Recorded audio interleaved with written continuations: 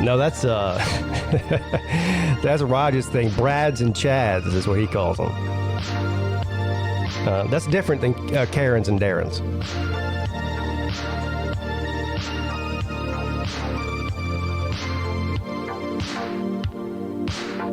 But I won't besmirch the good name of Nature Boy anymore. But you'll have to take that up with Raj.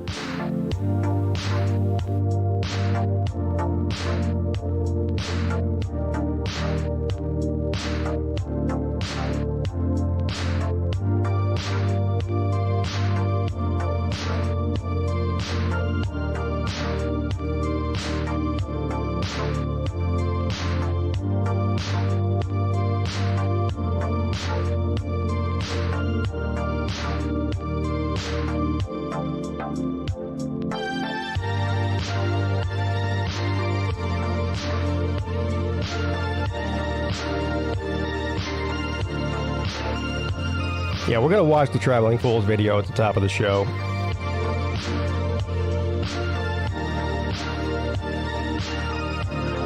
I have a lot to say. Well, I always have a lot to say. That's why I have a YouTube channel.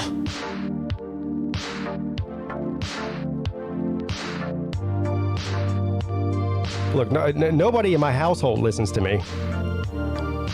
So I had to go elsewhere to find people to listen to me.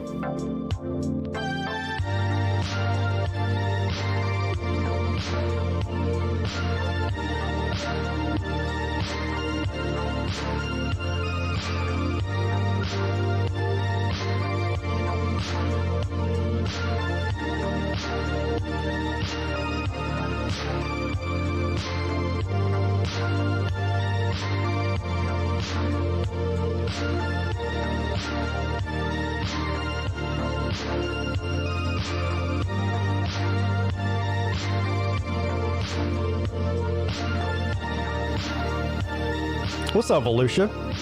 Good to see you here. Every time you show up in the comment section, it makes me feel good because I know you're okay and not in a concentration camp somewhere, you know?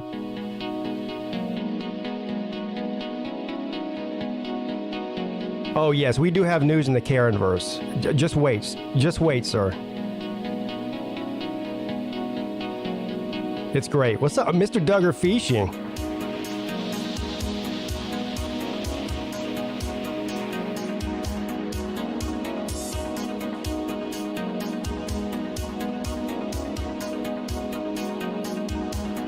Mr. Duggar loves everybody, and everybody loves Mr. Duggar, including me.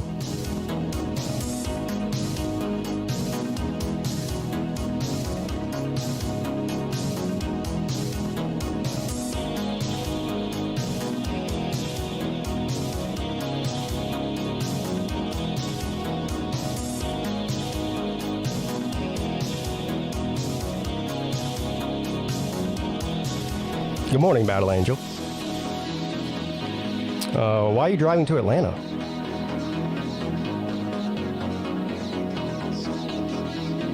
Well, first of all, I'm sorry that you're driving to Atlanta. That sucks. Now, Atlanta doesn't suck, but driving in Atlanta sucks.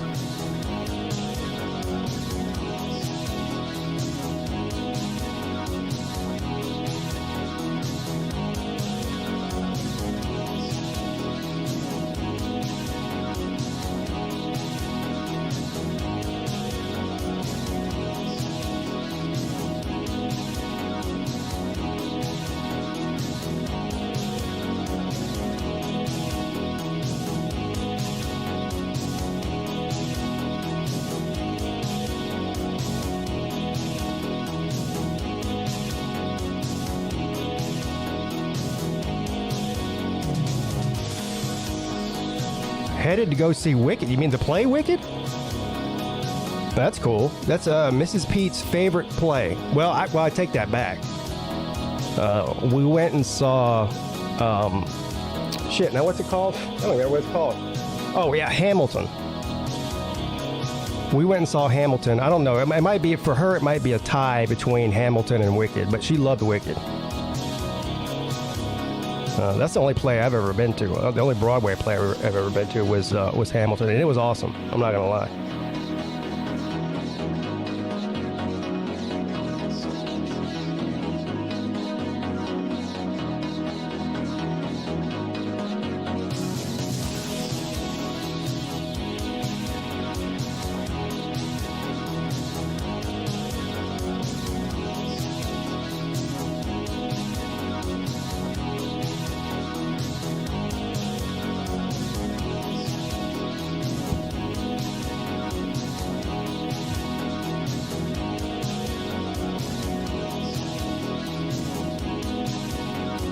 All right. Is it 11 o'clock yet? It's 11:01.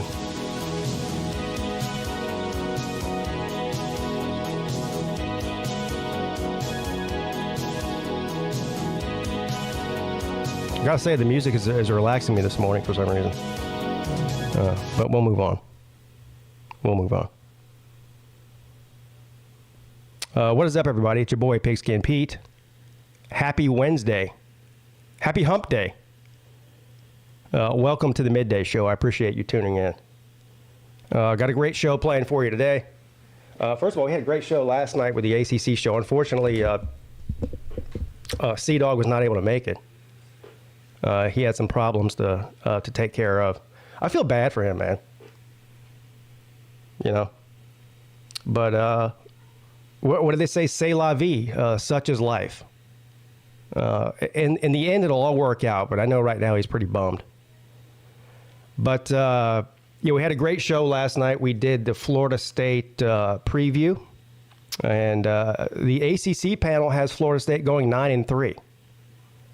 Apparently, PigskinPeete is buying into the Florida State hype because I have them going 11-1, which realistically probably 10-2, but I picked them to go 11-1 last night with their only loss coming to Pitt of all teams.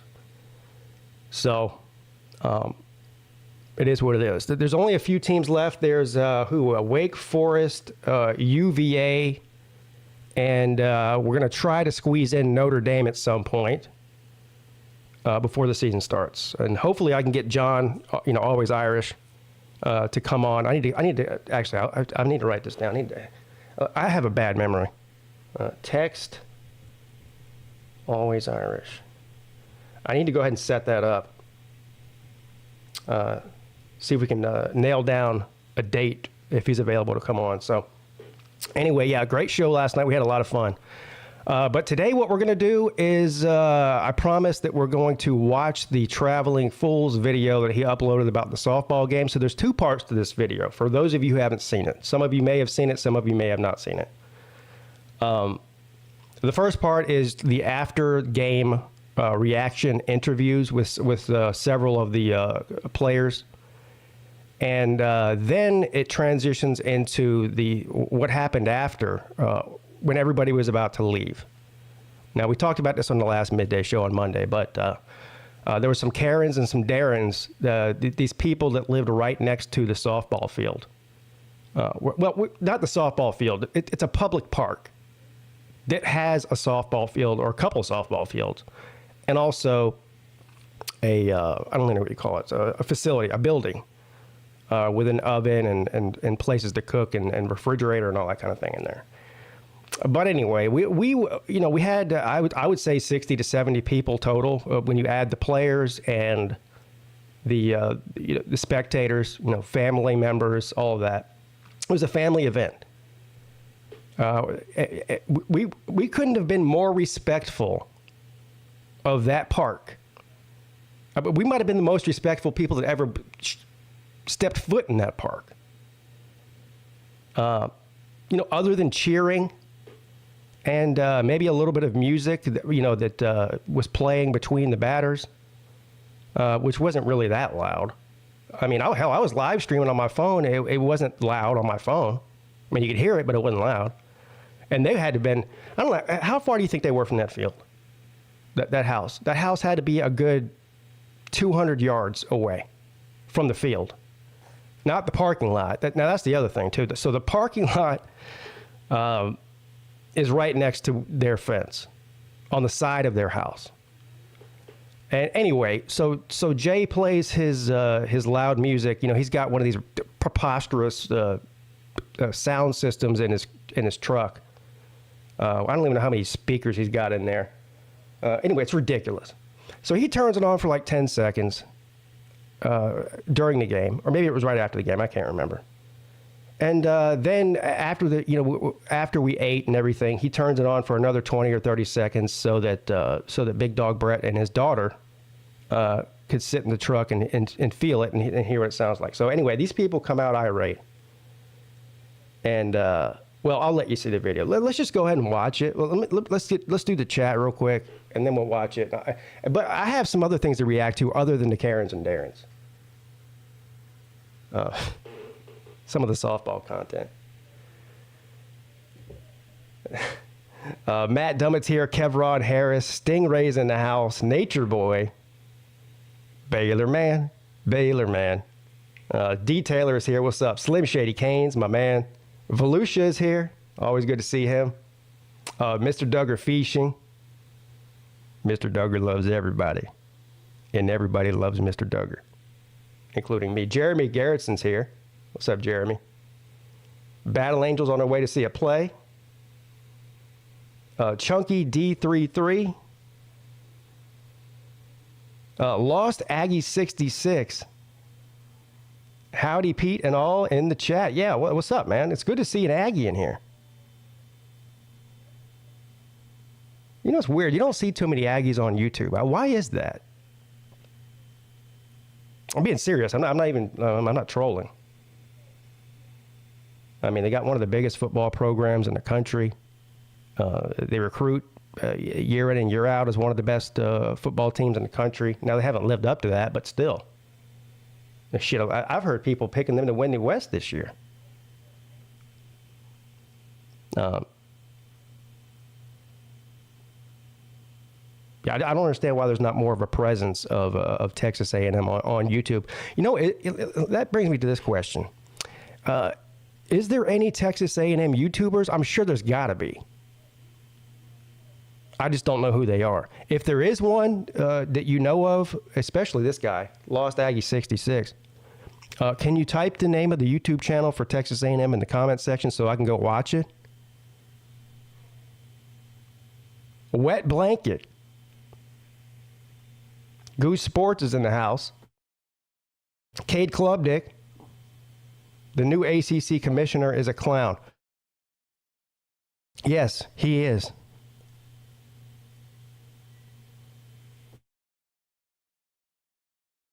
You're right.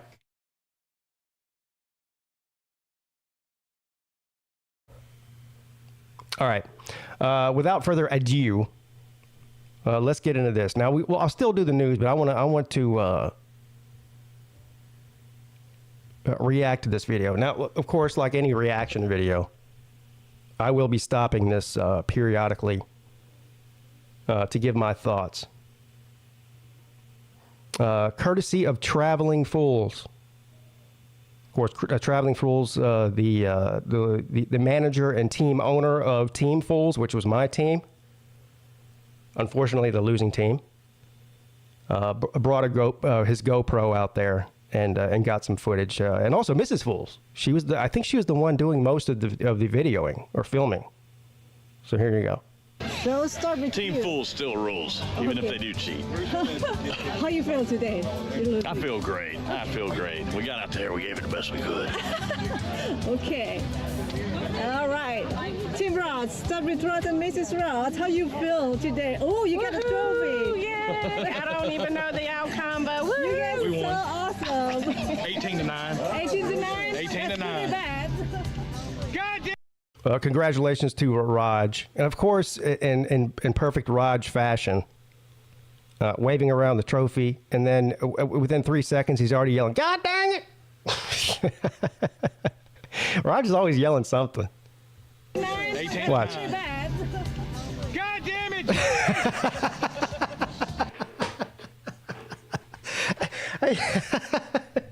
God damn it, Jay!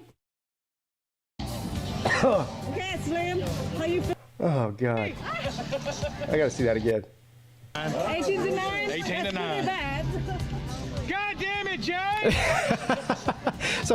So that was the first time that Jay turned on his sound system in his car. Every time he does that, Rod gets mad. So that was innocuous, right? That like nothing happened as a result of that. He only played it for like 10 seconds, but. Okay, Slim. How you feel today? Slim Shady Canes. Okay, even you're not winning. Hey, it happens when you bring a ringer. Yeah. It is what it is. Fun, right? Exactly. So he's saying when you bring a ringer, he's referring to Raj's cousin, who's basically a professional baseball player. I mean, I don't even think, did he not hit a home run? Every time he stepped up to the plate, first of all, you have to see this guy. He's like 6'6". A softball, I don't know how many feet a softball field is for a home run. I don't know, 250 feet maybe. I don't know what it is. He was hitting 500-yard home runs. 500 feet home, not 500 yards. 500 feet home runs. Every time he stepped up to the plate. So that's what Slim's referring to. It's like somebody blowing a whistle at Hiroshima. All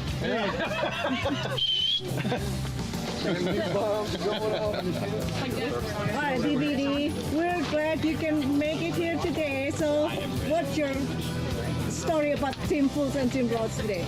Team Fools cheated. No, Team Rods cheated. Oh, God. And next year, Team Fools is going to beat. Now, BVD said that Team Raj or Team Baba Ganoush is what they're actually called cheated, and he's not affiliated with either team. So I don't know what he's exactly what he's referring to, but he said it. Their ass. Okay. You heard it here first. Well, my drill sergeant told me if you ain't cheating, you ain't trying. So then you have a Team Baba Ganoush member right there saying if you ain't cheating, you ain't trying. That's what your head coach told you. I don't believe mine's on the investigation. So, what's your comment today? Now look at that. Now first of all, this is sad and pathetic and pitiful. This is Huffer Billy Paul. First of all, look right here. What is this here? He has a glove. But now, listen, there's a lot wrong with this. He has a Team Fools shirt on, and he's got a glove under his arm. Now, Huffer Billy Paul did not play in this game. I don't know why. Maybe he's too old. I don't know. He's scared he's going to break a hip, or I don't know what the problem was. But he abandoned his team, Team Fools, but he still decided to show up in a Team Fools shirt and bring his glove. He brought his glove to a baseball game he wasn't playing in like he was a 10-year-old at a Major League Baseball game. I don't know. Was he hoping to catch a home run or a foul ball? Well, I think traveling was rough. Had a really good team, but the problem with Team Fools was our outfield. I mean, you know, Peete was catching like Clemson wide receivers, and that ain't very good. Okay.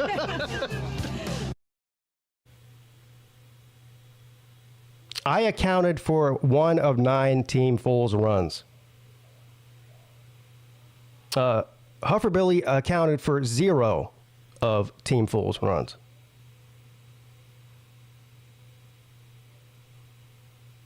We need to take that shirt away from him. You can't be wearing the Team Fools shirt if you're not going to play. That's the new rule.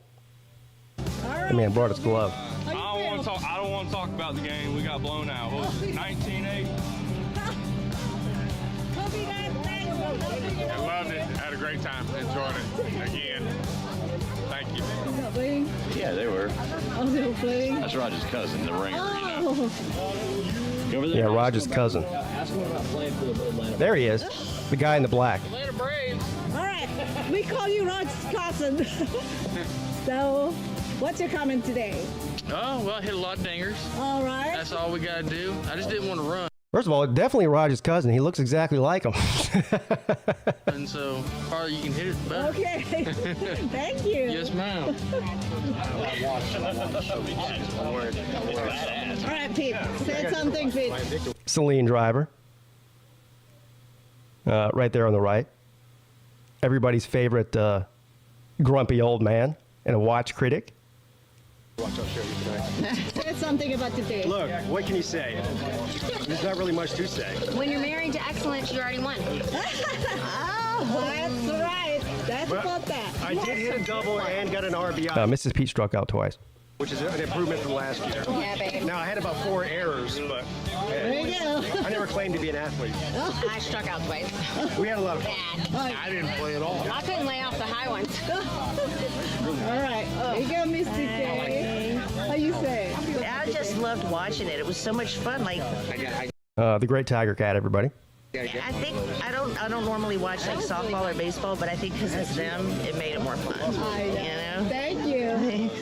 Yeah, that's not bad. You just throw it in the back of the Okay, so here's where the fun begins. So to paint the picture for you, this is kind of like I don't even know. There's like a common area between the park. Now, first of all, right off of camera here to the left is where Jay was parked. Right, there was a lot of there was a lot of cars there, more cars than the park could really handle. There wasn't enough parking space. Hell, I parked almost all the way down on the road that you can see on the right. So Jay's parked right next to where Brett and Jay are standing. Okay, these guys, you can see this is their house right here, which is right next to the park. So they had enough of Jay's sound system, which again played for all of 30 seconds. So this old man, and I guess it's his son, I don't know, decide to come out and start yelling and screaming and cursing at Brett and Jay and Brett's teenage daughter. This is Friction Vixen right here standing there. She must have been the first one to make contact with him. So this is where it begins. Go on inside. Stop it. Go on. He said, go back inside before you blow your heart out. Get out of here, too. Hey, she's in public property. You don't know a woman like that. So he's yelling and pointing at Friction Vixen, telling her to get out of here. Now, first of all, she's on public property. Okay. They're in their yard, and everybody else is on public property.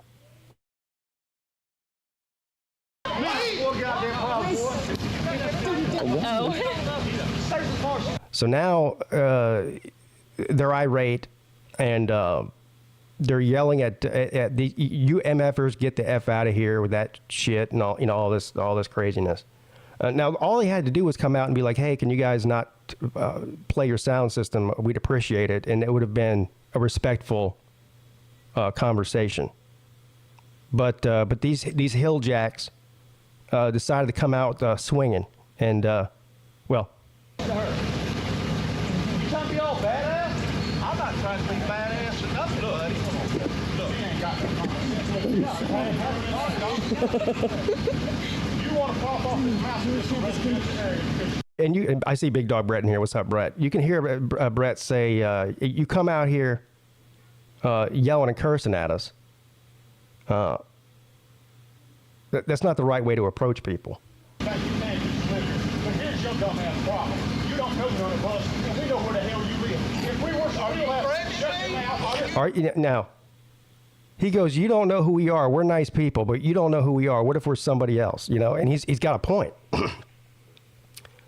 And of course, the guy immediately does that. The most caring thing you can do. Are you threatening me? Threatening me? If I was threatening you, said you got that, huh? Shut your mouth and listen. No, you get the hell out of here. You get out of here. Coming down the street over there. You get out of here. I know you said. You get out of here, buddy. Or what? Yeah. You get out of here. Brett says, "Or what?" Yeah, or what is right. I'm gonna call the law. I'm gonna call the law. It's a public fucking park and there's no noise ordinance. You don't live in the fucking city, dumbass. Oh, this is the city, dumbass. This is public property. Yes! Now you hear Raj yelling Jay again. Oh no. Now Raj is about to come over.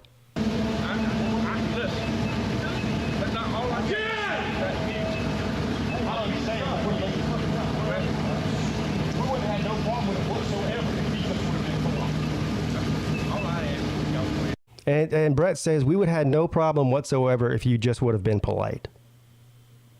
Which is the whole point. That's what we're doing.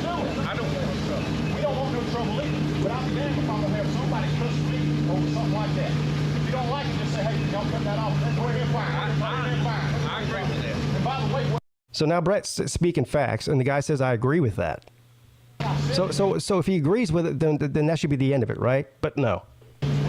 calm down before we pull this heart out. Y'all believe it. Better get him on the train hole before somebody else does it. Jay, look, I don't want. Why do you have to do that? He did. That was me. That was me. He come out here running his mouth cussing at us, and we didn't do nothing except play a little bit of music. And it wasn't on that long. No, sir. It's a public park. That's fine. Well, the mayor talks to me and tells me we can't rent this place again because of him. And because of him. All right. Love it. Sheriff out here. I've been threatened. Now here comes this. The son, I guess, is the one he's the real problem. He's the real idiot. He was the one. He's Gilligan. He comes out yelling. He's on the phone right now. He's behind this tree right here. You can't see him. He's now on the phone with the police, saying that I've been threatened. That's what he's telling the police. Yeah,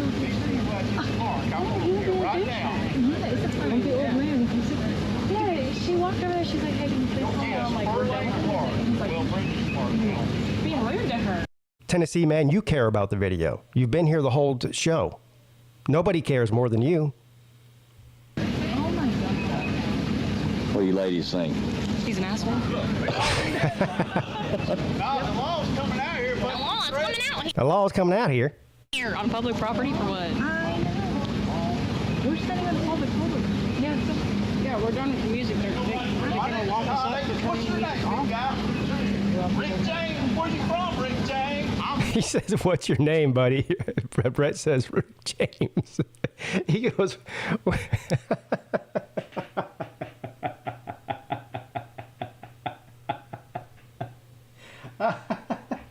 Casket! Why are you leaving, buddy? You got to be leaving now, don't you? "Why are you leaving, buddy?" Look at this. Look at this moron over here. Now you notice he's got a big loud mouth, but he doesn't dare step over that line off of his property. Why are you leaving? Maybe I'll come back. No, I want them out here. I'll get this license plate. Country Hackers just need a little drama in there. Come get it then. You want it? It's EGA. Oh, now they're trying to threaten to take down license plate numbers. Like that's going to do anything. It's all step across the fence. All right, you're such a big bad dude. Why are you running? Why are you standing behind the fence? You're the one on the phone with somebody else for help.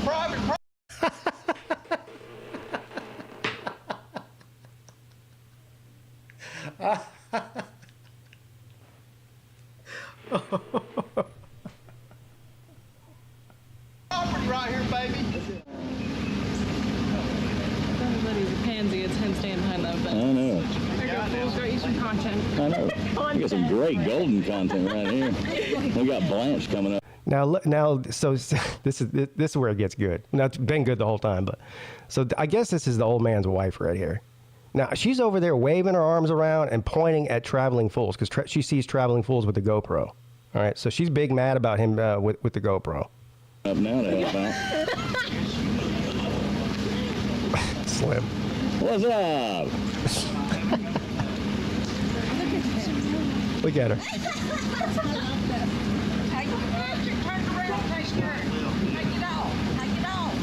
What's that? It's a wild carry. She's upset that he's filming. You like it? A wild Karen. A wild Karen. Karen has appeared. This is a Karen in her natural habitat. Where did he go? Where did my dad go? How was he like? So this guy over here, he's still on the phone with the police. This guy on the right here. So he's in his car now. To get out of here, he has to go to the right on the screen anyway. He has to go straight. He has to go right on the screen and take a left. And to get out of there, the only way out of there is to drive down that road you see on the right in front of their house, right? Of course, it's a public road. So they're walking over to the road because they see people are leaving, which people were leaving anyway. Listen, people were not leaving because of this. Everybody was leaving anyway. It was time to leave. Come on, Jade, rock it out. Stop it. He's gonna blast his fucking windows out.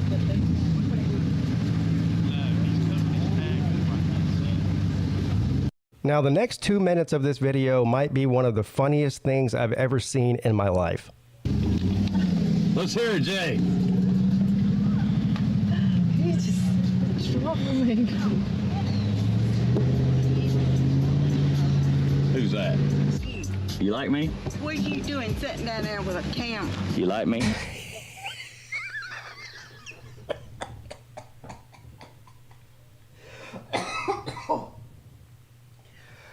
Did you get them all? Huh? We got you. Oh, take it down. Oh, yeah.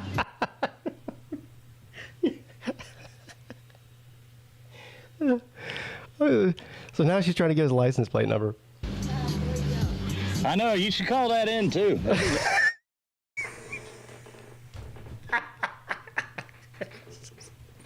Really cool. Just the way she looking. I don't care. Just has a kind of fucking. Mrs. Fools is bitching at him. This is what would have happened to me if I was doing this. Mrs. Pete would have been bitching at me too. How you doing? Hold on. Later on, brother. Is that a threat? Not at all. He goes, "What's going on? How you doing, brother? Is that a threat?" Let's back that up. These people are out of their mind. How you doing? Later on, brother. Is that a threat? Not at all. Who's threatening? Honey, stop. Honey, stop. Now here's the best part. So Traveling Fools turns up his music, Eminem, really loud while he's driving by. What's that? He's still on the phone with the police. Do what? I said, who's that guy? I don't know. Why, you like him? You want to meet him again? You like him? That cool? No, you get on out of here too, buddy. Well, it's a public fucking road, bitch. Yeah, you got.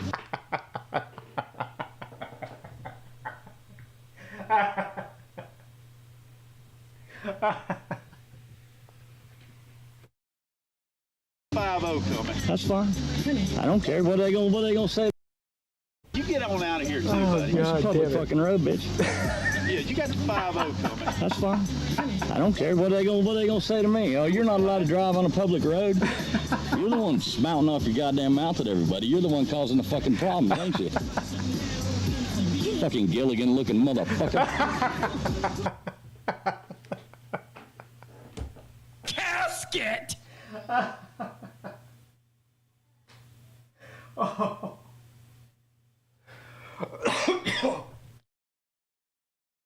Oh my God.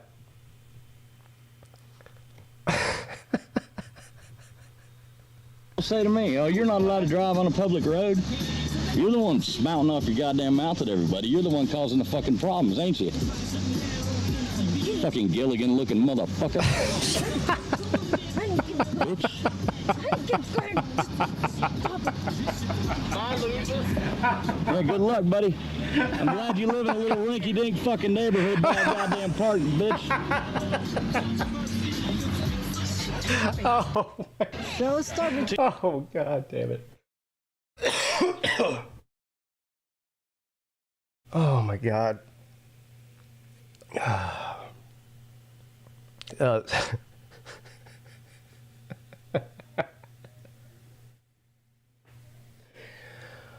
Oh, there you have it. That's the end of the video. Oh, my God.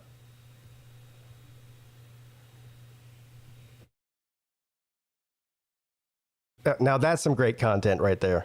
Yeah, fatality.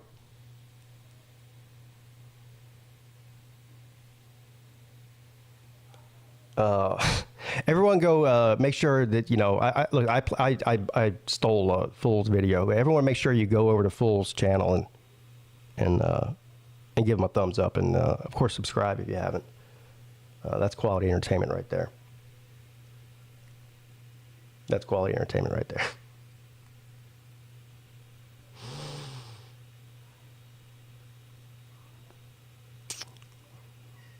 All right, we're going to do a short news segment today, maybe 15 or 20 minutes, and then we'll get to the StreamYard.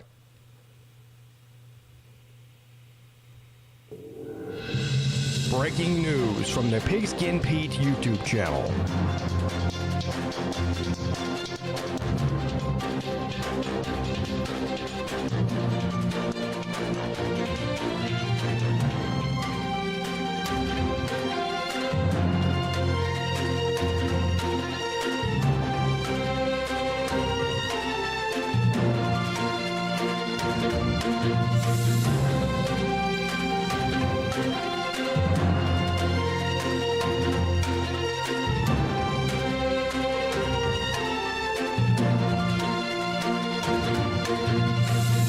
Yeah, Brett, I see you in the back room there. If you just give me like 10 or 15 minutes,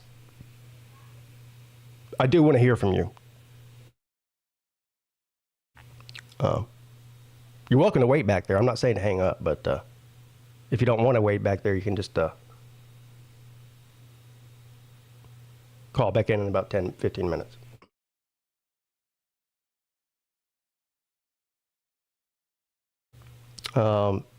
Reason number one, never to travel to Singapore. Now, I actually knew somebody that lived in Singapore. And Singapore is probably one of the safest and most beautiful countries on the planet. But they do not play over there. Right? You remember that guy? What did he do?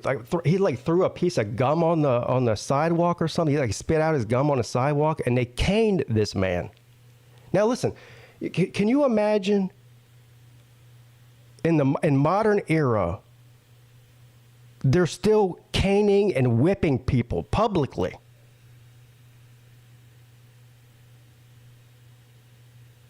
Singapore hangs a man for drug trafficking. They're still hanging people. It's like 1820 in Singapore. That's what it's like. So no, I will not be visiting there.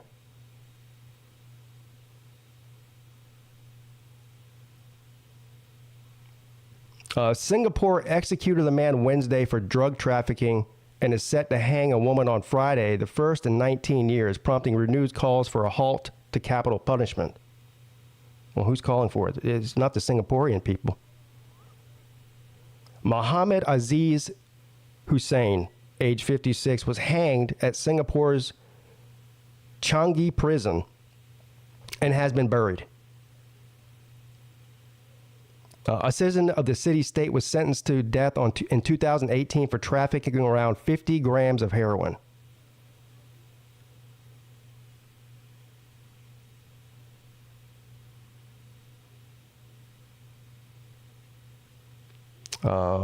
I can't pronounce this woman's name, so I'm not going to even try. But anyway, a 45-year-old woman, Singaporean woman, is due to be hanged on Friday after she was convicted and sentenced in 2018 for trafficking around 30 grams of heroin.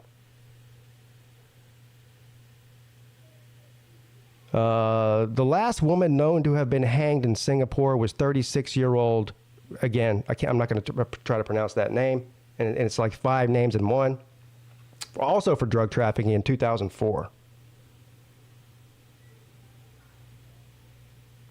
Singaporean authorities must immediately stop these blatant violations of the right to life and their obsessive enforcement of misguided drug policies.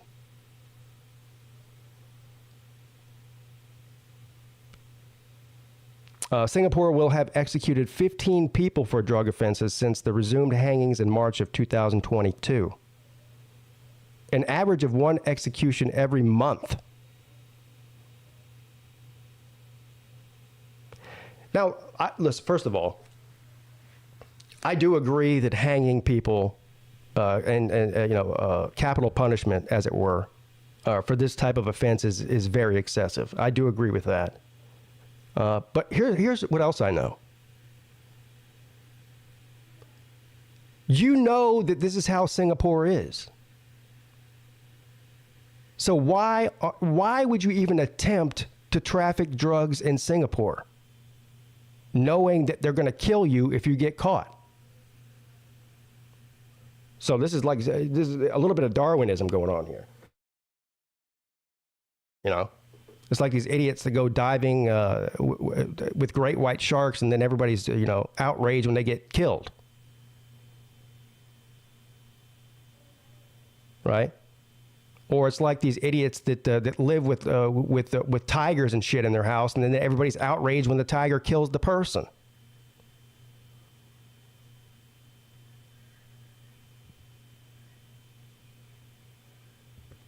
So basically, what this article is it's about how they shouldn't be killing people, and for that, and so I'm not gonna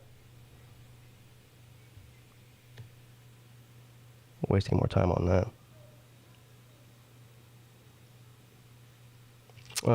Accused killer smirks at horrific details of meth-fueled sex slaying.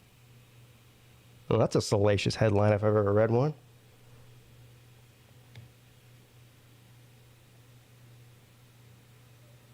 A Wisconsin woman accused of brutally strangling and dismembering her lover in a meth-fueled... Listen, it's not funny, but...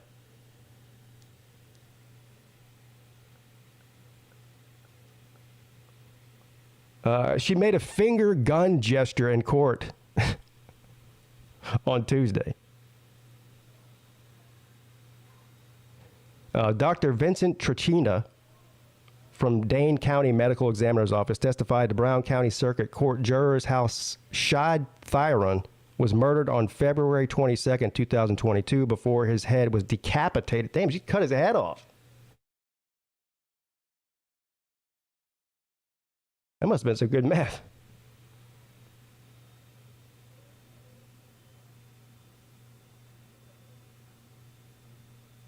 Well, how come nobody has normal names anymore? Tranchita also detailed out several other points of decapitation, including that the 24-year-old's torso was cut in half and his back was filleted. What the? Yeah, cutting off his head wasn't enough. Now let's cut him up like a piece of steak. The body was essentially bloodless, adding that the injuries sustained were consistent with his attacker trying to remove the blood from his flesh. We have decapitation. We have dismemberment. We have transection of the torso. We have entered inside the body through various cuts. The victim's organs have been removed one by one. This is some Jeffrey Dahmer shit here.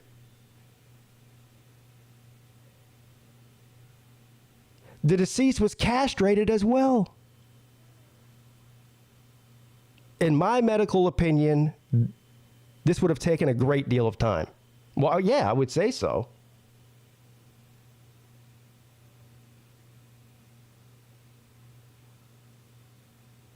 She's pled not guilty by reason of insanity. Now, I understand that using the insanity plea is a way to get out of, the death sentence or whatever. But I would like to say she is definitely insane. There's a lot of meth heads out there, but not all of them are running around decapitating people, filleting them like a piece of steak, removing their organs one by one, and cutting off their wanker. So I would like to say she definitely is insane.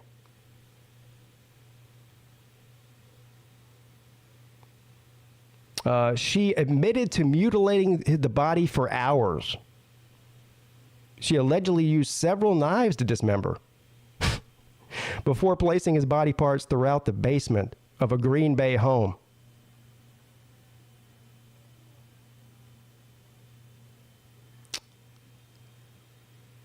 The deceased had cocaine, methamphetamine, and marijuana in his system when he died, but the drugs were not the cause of his death.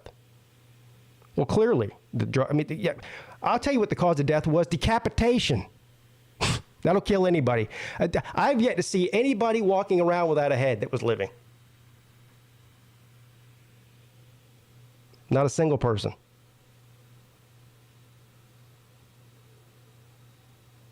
This is crazy. The deceased mother testified that she woke up in the middle of the night to the sound of the front door slamming. She said that she briefly went to the basement to see if her son was home, and instead discovered a 5-gallon bucket with a bleach towel on top. Or beach towel, not bleach towel. Inside was her son's head.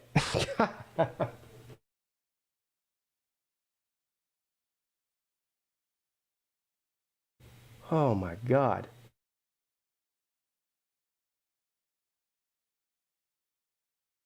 She found the severed head of her son in the basement. Steve Hendricks told the 911 dispatcher in a call played in court. Quote, this is what he said: "There's something in the goddamn bucket."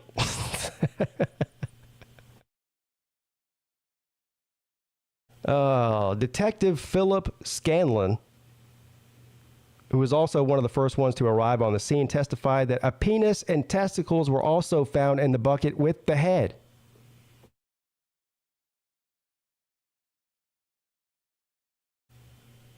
My God.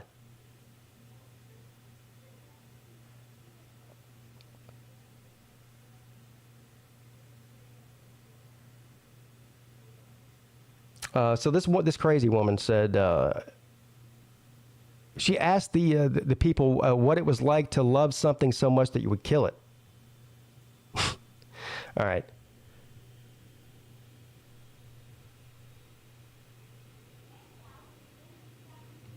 For all you guys who've ever had a crazy ex-girlfriend, look, at least you're still alive. You still have your head, all of your organs, and most importantly, your manhood. Don't do drugs.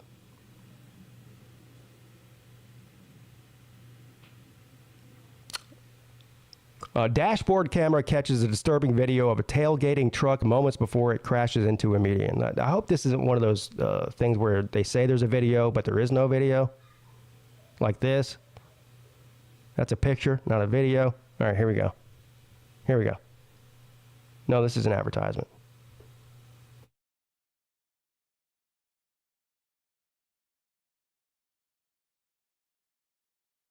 Yeah, no video. So I'm not reading it.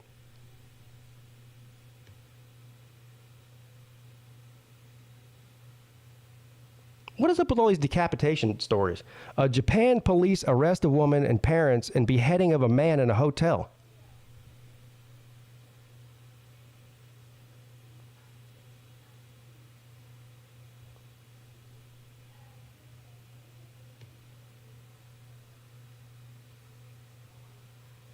Japanese police say they arrested a woman and her parents in a beheading case in a popular night entertainment district in Japan's northern city of Sapporo.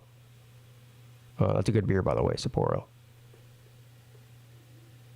Where a headless man was found in a hotel room 3 weeks ago.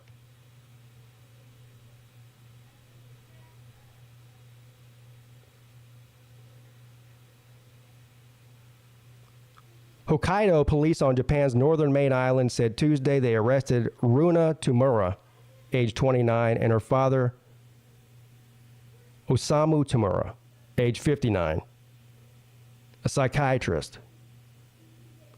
Well, he's a head doctor, so he's taking people's heads. The day before, on suspicion of conspiring and beheading the victim at a hotel room and relocating his severed head in the middle of the night between July 1st and July 2nd. The head of the victim, Hitoshi Ura, age 62, has been missing since then. Police raided the suspect's home on Tuesday and arrested the prime suspect's mother on suspicion of conspiring with her family and transporting and keeping the head at home. Hold on now. So they cut this man's head off. Let me get this straight. So they cut this man's head off in a hotel room and then took it home?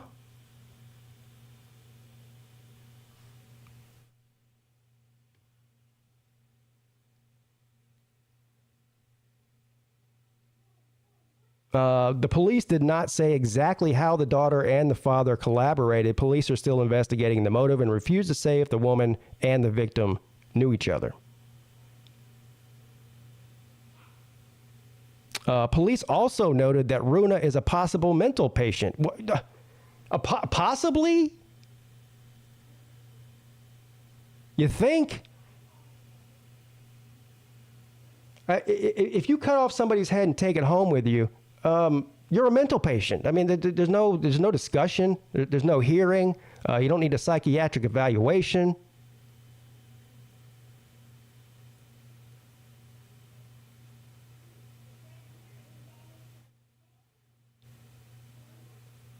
Anyway, the body was later discovered on July 2nd by a hotel worker who went back to check on the room because no one had checked out from the room by the afternoon.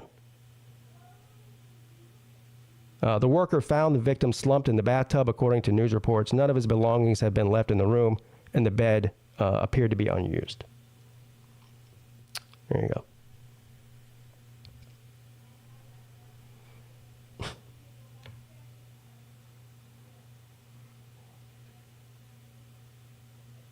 This will be the last news story I read, and the only reason I'm reading this one is because of the headline. A naked woman gets out of her car at major Bay Area bridge and starts firing a gun. Now, please be a video. Please. Please.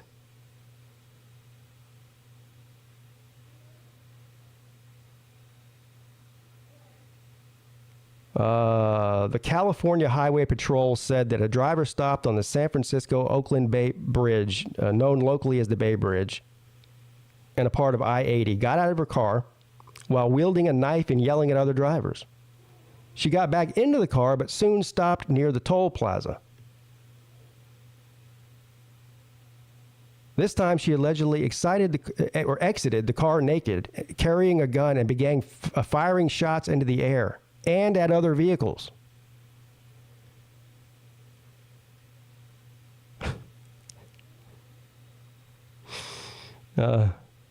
Law enforcement arrested her. She was taken from the bridge in an ambulance. Several lanes of traffic were temporarily shut down so officers could look for the shell casings, and that caused major delays. No injuries were reported. Her identity wasn't released. There you go. That's wife material right there.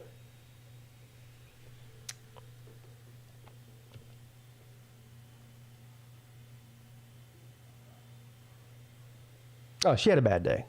Can you blame her?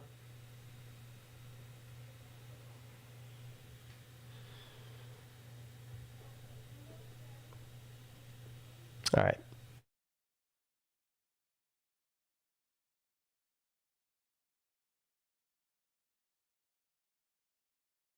All right, let's get at the StreamYard. Welcome to the Midday Show.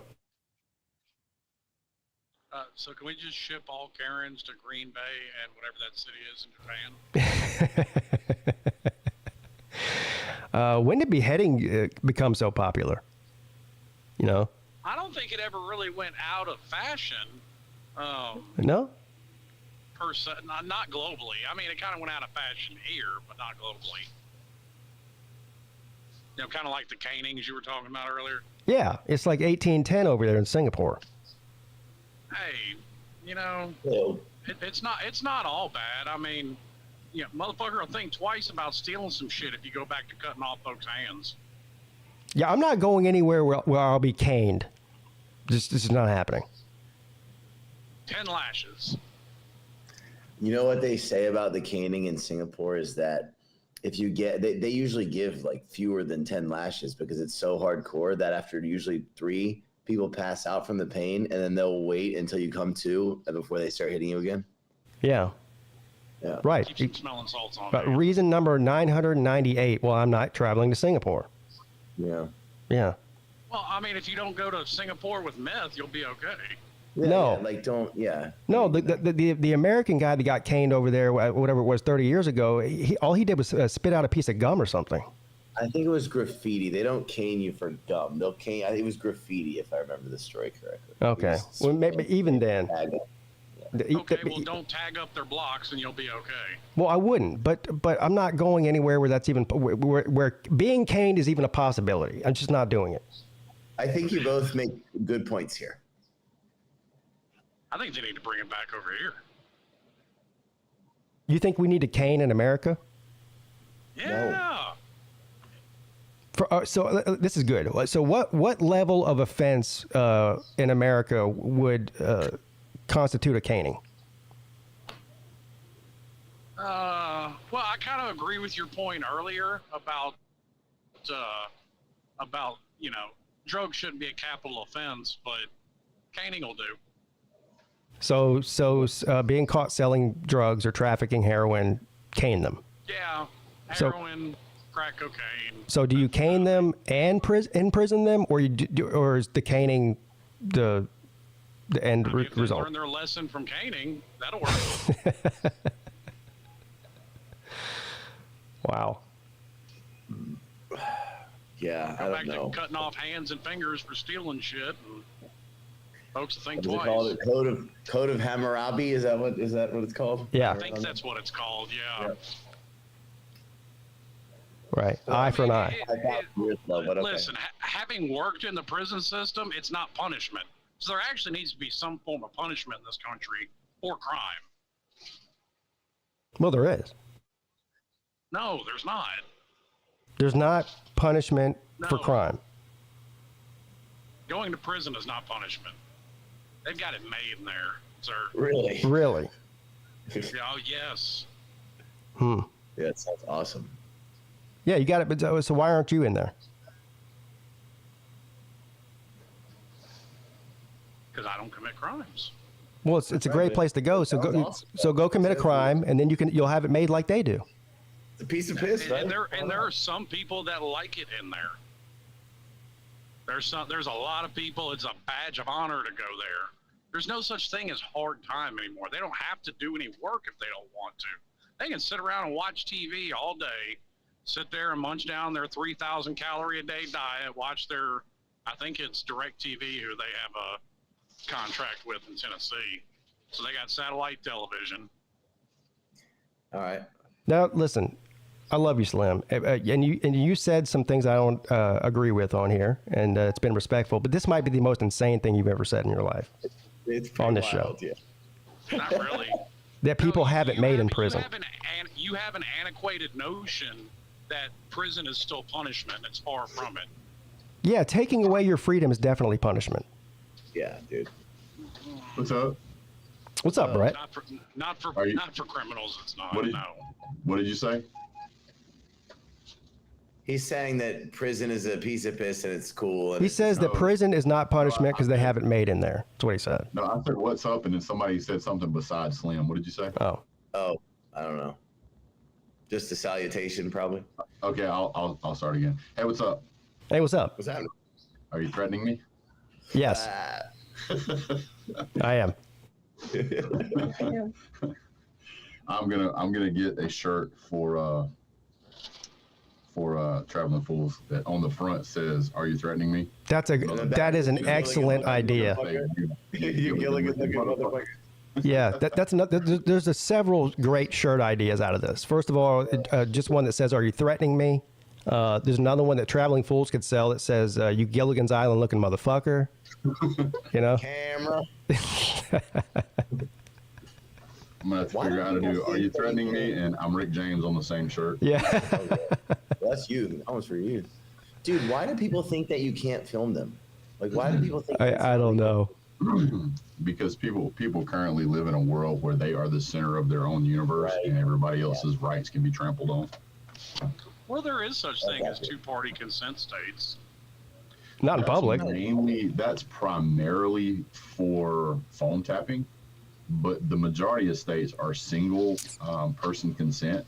So if one person there knows they're being recorded, then it's fine. You can look. This has already gone to the Supreme Court. You have no expectation of privacy in public, so you can film anything from a public area. Listen, somebody could come on the public road in front of my house and point their camera at my house. There's nothing that I could do about it. You can point your camera at a private place as long as you're in public.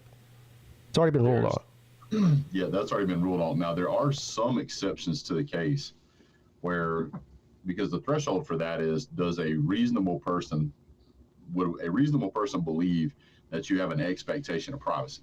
Well, if you're standing in your front yard and you have no fences or anything, then no, you're good. Well, there was a case that came out of, it was either California or it might have been New Mexico. I can't remember, but a guy was growing weed on his property.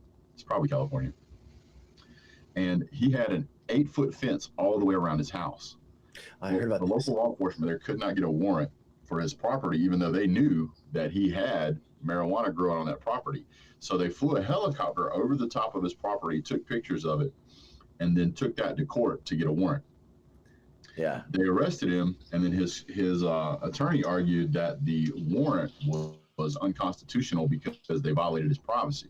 And then they cited the statute of what you guys just said. And then when it went before the judge that reviewed it, he said actually a reasonable person would, if a person puts up an 8-foot fence, they would believe they have a reasonable amount of privacy, and it would be I can't remember the name of the word he used, but it would be extremely excessive to expect a person to put some kind of dome over his entire property. An 8-foot fence basically is telling you, I don't want you looking at what's on my property. So those are rare cases, but.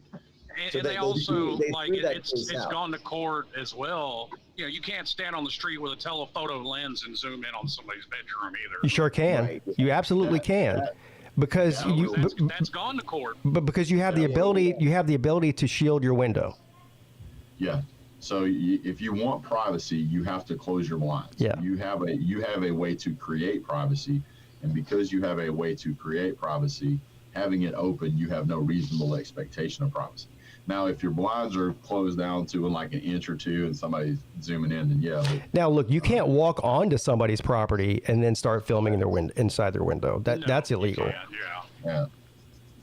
That'll get you a peeping Tom case. But look, these people, they were, Fools was in public. You know, hell, that lady who was bitching about him filming, she walked out into public when he was filming her. I'm pretty sure that husband and wife were related before they were married. Yeah. Ouchie. I don't know what she was. She was crazy. She comes out going, "Did you get them all? Did you get them all?" What does that even mean? I have no idea. Did you get them all? Karen in her natural habitat, man. And this, I don't know if you guys could hear it when the video originally started, and maybe I missed this part, but I told him, I was like, you guys live next to a public park. If you can't deal with noise at a public park at 1 o'clock, 2 o'clock in the afternoon, you probably shouldn't live next to a public park. No, interesting. Yeah. Well, and they were bitching about noise being made ever since 8 o'clock in the morning. Yeah, Raj didn't even get there until 8:30.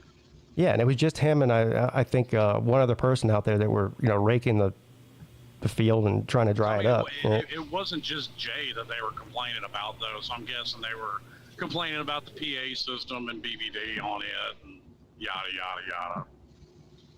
Well, to Brett's point, all they had to do was come out there and be like, hey, there's people that live here. Can you guys try to keep it down? And we would have been like, or not we, I wasn't there, but Brett or everybody would have been like, yeah, sorry, have a nice day. That would have been the end of it. Well, the thing is that it was already over. The music and everything was over before he started cussing out everybody. Yeah. They were just assholes. Yeah. They were just looking for a reason to yell at somebody. Both you and Fools missed a prime opportunity to ask that guy why he's 50 and still living with his parents. Oh, golly, I missed that one. Yeah. Those are Well, I folks mean, that you're right. usually encounter some real problems in their lives. You're right. They were just looking. They were just looking because I walked back there and all I said to the old man was, y'all need to calm down. And he started cussing me, and I'm like, what the fuck is your problem? Yeah. Well, I mean, the thing that irritated me was that just the way they came at us, number one. But number two, Friction Vixen went over there with kind of her hat in her hand, so to speak, and she was trying to calm everything down. And he started, getting sideways with her, and then Jay's like, nah, we can't tolerate that. Yeah, so he was pointing at her and telling her, you get out of here. Get out of where? Yeah. A public park? What's up, Vic? Yes. What's up, Vic? Yeah, what's up? Are you threatening me? No. Oh, okay. I am. No, are you threatening me? Yes. Are you threatening me? What would be funny is if somebody TP'd that guy's house and then left a sign that said with Beavis on it that said, "Are you threatening me?" So that was actually a good point that you brought up, and it's something I wouldn't have said if I would have been in that altercation. But you had a great point. You go, you don't even know who we are. Luckily we're family, nice people. But if you come out yelling like that at the wrong type of people, then you're really asking for it. Yeah, they could have come out there yelling at that chick from Green Bay. Yeah, exactly. Yeah, that's how you get shot. Yeah, exactly. Yeah. Well, there's gangs out there specifically that are very violent, and MS-13 is one of them. I mean, their motto is murder, torture, kill. I mean, a rape, murder, torture, rape, or whatever it is. They're some pretty bad people, and they're always looking for somebody to have a problem with. And if you were to come out there, it wouldn't even have to have been like the whole gang out there. It could have been one guy. One guy could have been in that gang, and that would have been an extreme problem for those people. And you can't come off there with a knee-jerk reaction like that. It's just not safe. Yeah, I don't know what they were thinking. I really don't understand what. I wish them the best. I hope they get their medications figured out and get their chemicals balanced. Yeah. What's up, guys? Yeah, you are right though, Brett. I mean, you want to talk about like legit nuts? We had some of those guys in that prison I worked at. Those motherfuckers are hardcore. Yeah, we live in most of the people in the general public live in this bubble where they think that they can just act any old way. And there are people out there that will kill you for speaking to them that way. Yep, there's a big false sense of security. I feel like that's true, yeah. So I can kind of give the old guy and the old woman a pass because they're old. And, I don't know. I mean, things were different, when they were in their 40s and 30s. But the other guy, the younger guy. The Gilligan-looking motherfucker. Yeah, he was the real one that was causing the problem. Well, after he went to law, and you can't really hear much of what he's saying on the recording, but when his son walks up there, I guess to get better reception, otherwise I don't know why he walked up the hill to use his phone, but whatever. The old man's like, he started in, and I just told him, I was like, look, we don't want any problems with anybody. And everything would have been fine if you had to come out here cussing at us, raising all kind of sand. I said, if you guys would have just said, hey, we'd like to have a relaxing evening. Can you guys knock that off? It wouldn't have been a problem. And he said he agreed with you. Yeah, he's like, I completely agree. I was like, All right, then we'll get a hold of the nut job over here with the Gilligan hat. Yeah. But then the old man, whenever Fools says, he goes, how you doing? Are you threatening me? Like, what is that? He said later on. I'll see you later. He said later on, man. Oh. So that was the. Yeah. You broke up there, Vic. And so I thought it was the Gilligan looking motherfucker who said, "Are you threatening me?" No, well, he said that several times, but it was also his dad that whenever Traveling Fools was leaving, he said later on, and he goes, "Are you threatening me?" Well, I mean, to the old man's credit, Traveling Fools is a very intimidating figure. Right. Yeah, driving by, leaving the property is very threatening. It is. I mean, it's just everybody on their property made bad decisions. Because if somebody in our group had have been belligerent, there would have been 3 or 4 of us in a fight. With that one guy, he'd have been done in no time. It would have taken probably 1, maybe 2 shots to put the old guy down, and you could have shoved the old woman down and broke her hip. I mean, there was no good solution for the fight that they were starting. She wasn't trying to calm it down. The old man wasn't trying to calm it down, and the youngest one was the instigator. Yeah, well, first of all, if anything would have happened, which clearly, none of us or none of you are going to get physical with these people. But when you have an altercation with somebody, and people are leaving the property, and you are actively pursuing them, coming out into the road and yelling at them, you're antagonizing. Yeah, and legally you're in the wrong at that point. Right. And that's harassment at that point. Yep. Yeah. So and here's the thing. I mean, everybody would that be an incitement charge at that point? Yeah, I mean, everybody that tried to calm it down was on our side of the fence. Yeah. Everybody that tried to calm it down was on our side of the fence. I tried to calm it down a couple of times, but didn't work. Mr. Mouth wasn't having it. So it's like, at that point, it's like, be careful what you wish for, because you might get it. I like to fight, and I was trying to calm it down. Well, I mean, it's just one of those situations where, I'm too old to be getting in altercations like that. Number one. I mean, number two, you never know what's going to happen once something like that starts. Right. And number three, you were clearly dealing with people that had a combined IQ of maybe 55. Yeah, these were not smart individuals. Yeah, that's a good point. But if you look at, I have it up on the screen right now. IQ. Yeah, you notice the guy that was causing all the problems. I guess the younger guy, the son.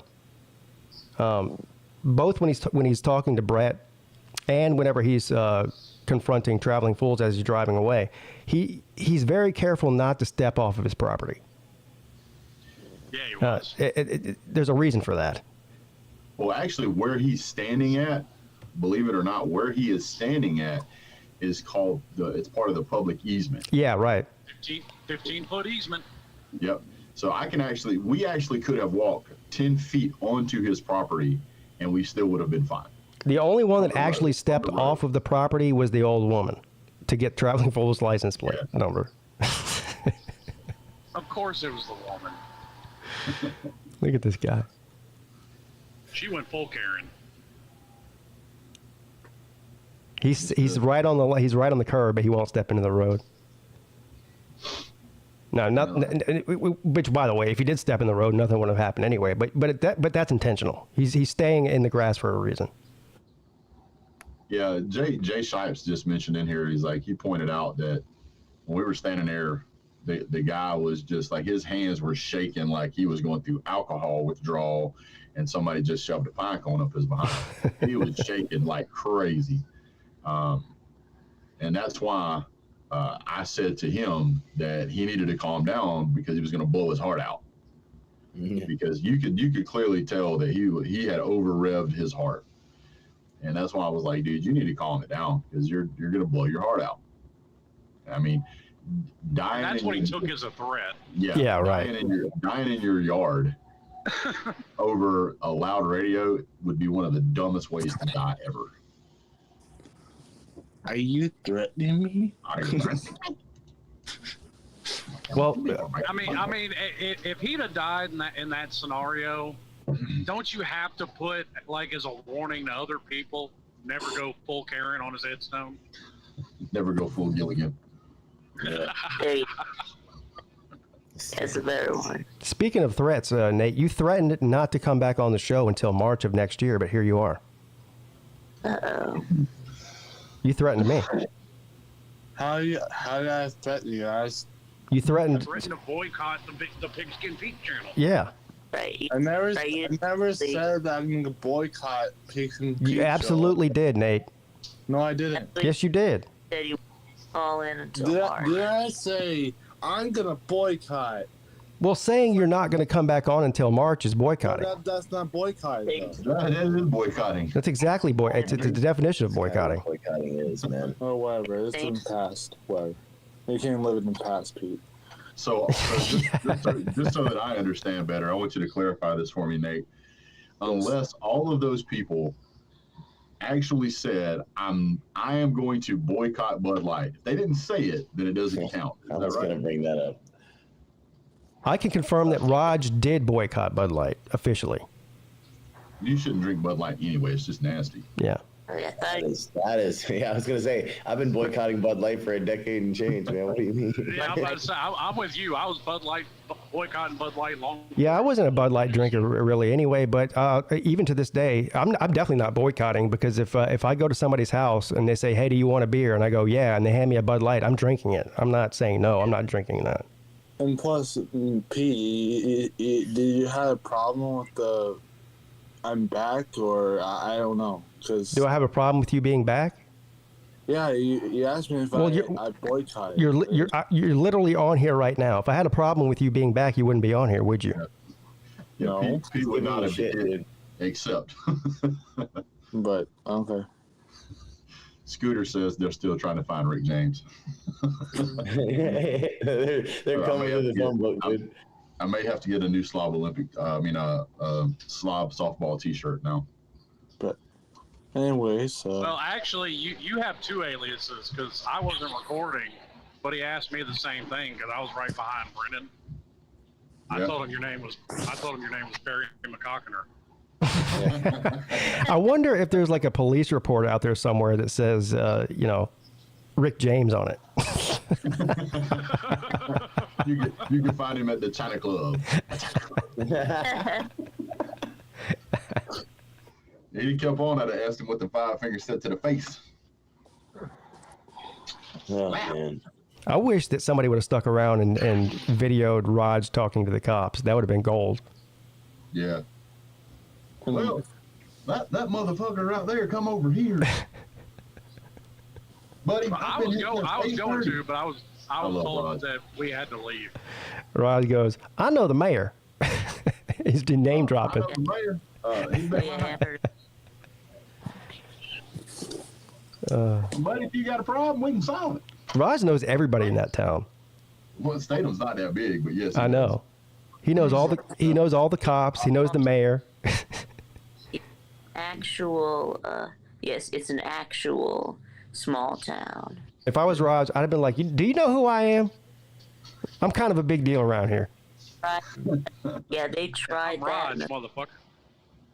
You know what he should have said? Yes. You see the keys that open this part? They're the same set that go to the city. I have the keys to the city. Sit your ass down. Tried that in a small town. No, I was just gonna say that, dude. You took the words out of my mouth. Vic, you beat me to it. How about try Raj in a small town? How about that one? Yeah, try Raj in a small town. Jay says, "Nobody hates my radio more than Raj." Yeah, in the first part of that video, just after the softball game, they're interviewing Raj, and he, "God damn it, Jay!" Yeah, I agree. I love Jesse. I do too. Annoying. Raj is good people. He's good people. I hate it too. So I got a question, Pete. Yeah. What are you gonna do? What are you gonna do when Clemson joins the SEC? Celebrate. I'm gonna have a party. You're all invited. Are you? Does that mean you're no longer gonna do the ACC show? I guess no. I guess I'll have to change it to the SEC show. I just won't have Chess Hall on there. That's all. Yeah, the SEC. Then you might finally have a successful SEC show. Yeah. I consider the ACC show to be successful, at least in my mind. Yeah. But I've said this before. The only reason that I'm, do the ACC show is because Clemson's in it. But I'm done with the ACC. The leadership is terrible. It's been terrible for a long time. Bad decision after bad decision after bad decision. And I think that Clemson actually would fit better in the SEC footprint than they do in the ACC. The only problem I see with Clemson going to the SEC, though, is the ACC leadership is some brain trust compared to the Pac-12. Also financially, and that's really the main thing, because financially, Clemson is not a big school compared to most of the SEC schools. I mean, I guess you could say, I don't know, a Vanderbilt smaller, maybe a handful of schools, but compared to most of the Big Ten schools, the Pac-12 schools, the Big 12 schools, Clemson has a undergrad of what? It's less than 30,000. What is it, Volusia? Do you know? It's, when I was there, it was less than 20. Now it's 20 something. Yeah, it's almost 30,000. But when you compare that to even South Carolina for, their in-state rival, the school right up the road, they have 50,000. Yeah. And how many does Georgia have? How many have what?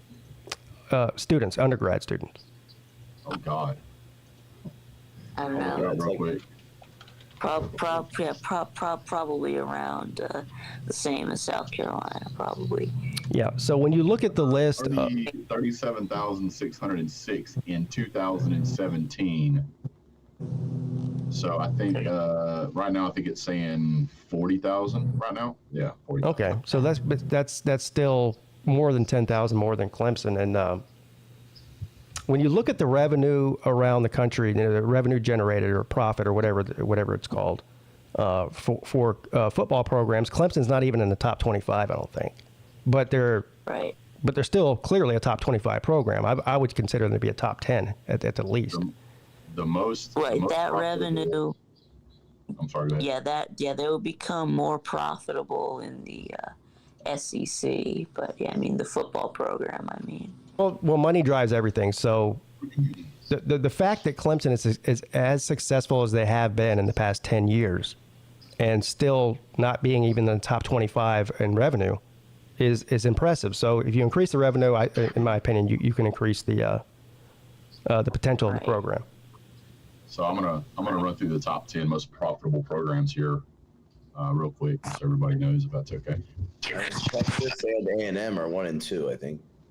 Oklahoma is 177 million. Penn State is 181 million. I wouldn't have guessed that in a month of Sundays. Now let's be clear what this is. This is not boosters, because that's what I keep hearing from people. No, this is what the football program generates. Right. Okay. Yeah. Florida is number 8 at 190 million. Texas A&M is at number 7 with 193 million. Okay. LSU just misses the 200 million mark at 199 million. Georgia just over at 203 million. Michigan at 210 takes up the number 4 spot. Alabama at number 3 at 214 million. So we're down to the number 1 and number 2 teams. I want you guys to throw some guesses at me. I'll guess that number 1 and 2 are Ohio State and Notre Dame. Or no, Texas has got to be 1. I want to say you haven't said Tennessee yet, have you? Nah. No, I have not said Tennessee. Yeah, Tennessee's one of them. Tennessee. Nah. Ohio State. Tennessee and Texas. It's got to be. Ohio State and Texas. Yeah, Ohio State. I'm with Volusia. I think it's Ohio State and Texas. Yeah, he's right. It's Ohio State, Texas. Texas at 239 million takes up the number 2 spot, and then an Ohio State team at the number 1 spot at 251 million. And they have about 65,000, I think. They're second to only UCF, I believe. Right. Yeah. Money they make here or student body. Yes, we're talking about I'm talking about undergrad. Yeah, student body. I got a jam. I got something I got to go do, but I wanted to jump on and touch base on the old the fence which shall not be crossed event. All right. That's the strongest piece of hardware I've ever seen. Now I understand. I hope I listen. Brett, Fools even called me and said, "Should I post this? I don't want Brett to be upset about it." And I said, "Look, first of all, I don't think he did anything wrong." So no, I don't have a problem with that at all. I mean, I feel like what I was doing was sticking up for my daughter and everyone else there. Yeah.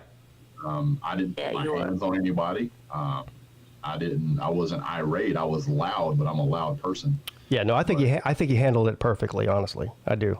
And when it was time to walk away, I walked away.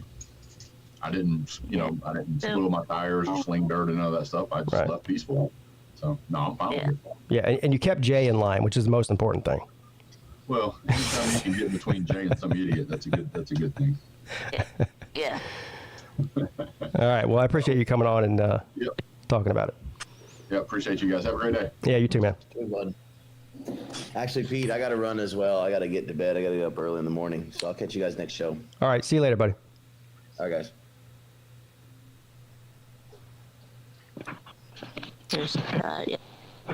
The great Scott Kerr, everybody. Yes, sir. I saw that video. I saw Traveling Fool's video. I didn't see any wrongdoing on Big Dog Brett or anybody else. I mean, a lot of screaming and yelling going on, but these people were just they were mad for really some loud music for 30 seconds. I mean, yeah. Well, break.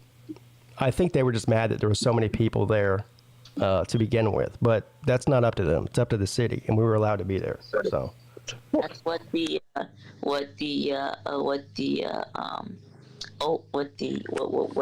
old lady said was that, I don't understand why y'all couldn't just use the other park, man.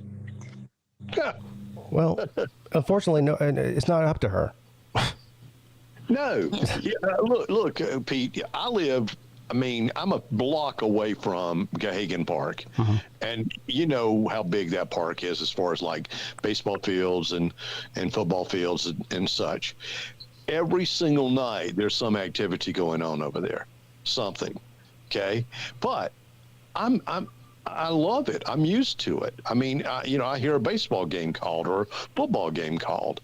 So what? It's not disturbing me. It's not like someone's blasting music over there. It's just I don't know. There are way too many people that are Karens out there, and it's ridiculous nowadays. Oh, they're everywhere. There's a bunch of them in my neighborhood. There's this little place. It's right behind my house, and it's I don't even know what you call it. But it's a common area. Let's call it that. There's just picnic tables. There's a couple of hammocks. There's a roof over it. It's for all the people that live in this particular subdivision that I live in this neighborhood, and anybody that lives here can use it. I'm not on the Facebook page here, but I have neighbors that are. Anytime anybody goes over there and actually uses it, which is what it's for, people complain about it because there's houses right next to it. So if you, and there's grills out there. So if you go over there and you decide, if I decide I'm going to have a Saturday cookout with my friends and go over there and grill out and put on some music, within 15 minutes, there'll be people on Facebook bitching about it. But that's what it's for. Look, I understand if someone was abusing something like that, they were up late at night, they were playing a lot of loud music, they're up after 11, then you know what you do? You call the police then. You call the police and say, I got a noise complaint. It's right beside my neighborhood. It's after 11 o'clock. Please, can you ask them to disperse? That's what you do. Instead of going out there and being a damn idiot, which I thought that guy was. I mean, I loved what Traveling Fool said to him. Said, "You gilligan-looking MFer." Some guy's going, I'm going to call the police. He said, what's the police going to do to me, bitch? That's what he said, what are they going to do? Arrest me for driving on a public road? Yeah, I mean, God sakes. I mean, I understand Raj got a little upset, but I don't think Raj knew the circumstance either. So I understand where Raj is coming from because he's, his name's on the thing, and he doesn't want to be banned from using the facility again. So I understand what Raj was saying, but even Raj realized there was nothing to really be mad about. He was just mad that Jay was playing that music, but. God damn it, Jay. Obviously, it's pretty loud. I didn't. Oh my God, it's preposterous. Well, I can hear bass on Gahagan Road go by, and it's like it literally shakes my windows. What can I do about that, Pete? Yeah, I can't even call what Jay does with all that bass. I mean, music. Like all that music is just noise. But yeah, it's the loudest car sound system I've ever heard in my life. That's how loud it is. Wow, I wonder how much money he spent in the audio equipment of that. Jay, are you still in the chat? How much money do you have invested in that sound system? Be honest. Probably somewhere around 10 grand. Good God. What do you say? Shit, I don't know what year that truck he has is, but I bet you that sound system might be worth more than his truck. At this point. Probably, yeah. This car might break down at some point. I don't know. Well, with this music, but I don't know. I've called to make a confession. I'm going to be a Gamecock fan. Oh no! In baseball, Hey Scott. What? I still love you, but I don't like you, bro. Come on now. My friend's son, junior in high school, he just committed to South Carolina to pitch, and they've got pictures. He had pictures of the locker room. The locker room there is immaculate. It looks like a bar. I mean, it's just beautiful, and I'm thinking that's a locker room for college baseball. Amazing. But he's getting a half ride. Now Rutgers offered him a full ride, but he's going to get a half ride because he wants to play in the SEC. And I think maybe, just maybe, because this kid can pitch, man. Maybe he'll make it up in the NIL money. We'll see. Yeah. Well, South Carolina is a baseball school and a women's basketball school. Yeah, it couldn't be. I couldn't think of a better baseball program in college, in college athletics in South Carolina. Can you? I mean, there might be, No, I mean they're definitely the best, but College of Charleston is always pretty good. Yeah. I don't know about Coastal Carolina. I don't follow baseball enough to even know. Is Coastal Carolina any good? I think they are. Yeah, well, he had offers for Coastal Carolina, North Carolina, LSU, but it's just something about South Carolina. He knows that's a great baseball program, and they came a courting, and he committed. And South Carolina's been to many College World Series, so I think that's why he likes that. I don't know. Yeah. So. I hope to see him pitch very, very soon. But his dad is very excited. Dad is actually he's from Jersey in Cherry Hill, and he's talking about moving down here. I said, well, there won't be any Polly Walnuts Highway or any How You Doing shopping centers down here, but I think you'll get used to that. Well, tell him to move to Charleston, not to Columbia, because it's a shithole up there. Oh, I told him. I said, don't move to Columbia. You know what I call Columbia? The screen door of hell. Yeah, that's what I call Columbia. Yeah, they give out Wellbutrin at the Publix entrance for free. Damn. It's true. That's funny, Pete. I told him to move to here in Somerville, move maybe next to. I mean, he's got a beautiful home up in Cherry Hill. He could probably get a nice amount of money and then move down here. He wants to be near his kid. I told him Somerville's only an hour and a half away. And not even. It's like an hour and 15 minutes, depending on traffic. Yeah. So I told him, I said, look around here, man. I said, you would get your money's worth as far as a house goes. And the way his job is, it doesn't matter where he lives. So that's a good thing. Yeah, I know a bunch of people, well, not a bunch, but several people that work in Columbia, but they live here. And, well, for obvious reasons. I mean, they'd rather drive an hour each way than live in Columbia. Mm-hmm. Well, I know friends that lived in Columbia, raised a family in Columbia, who told me what a shit show the city of Columbia is. So what's wrong with Columbia? How much time do you have? Listen, as much time as you need. Columbia is like Columbus, Ohio. Nobody lives there on free will. The only reason they live there is because they have a job there or something. Nobody ever said, Vic, let me ask you this. Have you ever heard anybody in your life say, I can't wait to go to Columbia, South Carolina? No. I haven't. No. So, just like Omaha, nobody says it. That's right. That's right. There's no corn in Omaha either in the city limits, so I'm still disappointed now. There are more people glad to be in prison than in Columbia, South Carolina. True, Slim. Well, traffic is a bear up there. And there's just nothing. There's nothing attractive about Columbia. Nothing. No, there's not.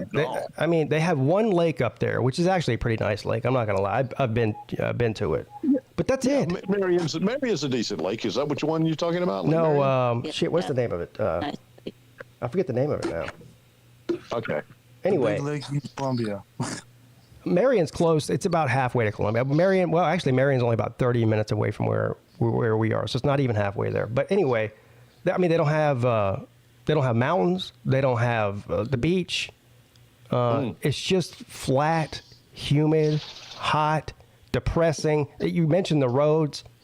The roads have been under construction since they were constructed. I mean, true. There's always construction in Columbia every time you go through there. That's how you know you're there. Even if you don't even have a GPS on or read the signs, as soon as the highway turns into shit, you go, "Oh, I'm in Columbia." That's how you know.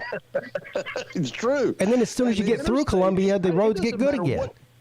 It doesn't matter what time of the day it is that you're going through Columbia. The traffic is just horrendous there. It's horrible. Yeah. Driving through there, some of those places, it looks like a third world country. I don't know if they don't pay taxes up there or what's going on. They need to change their leadership. It's the capital of the state, for Christ's sake. I know. I mean, it really looks, it would like, if someone was to say, why don't we move the capital to Charleston? I think a lot of people would say, hell yeah, please do.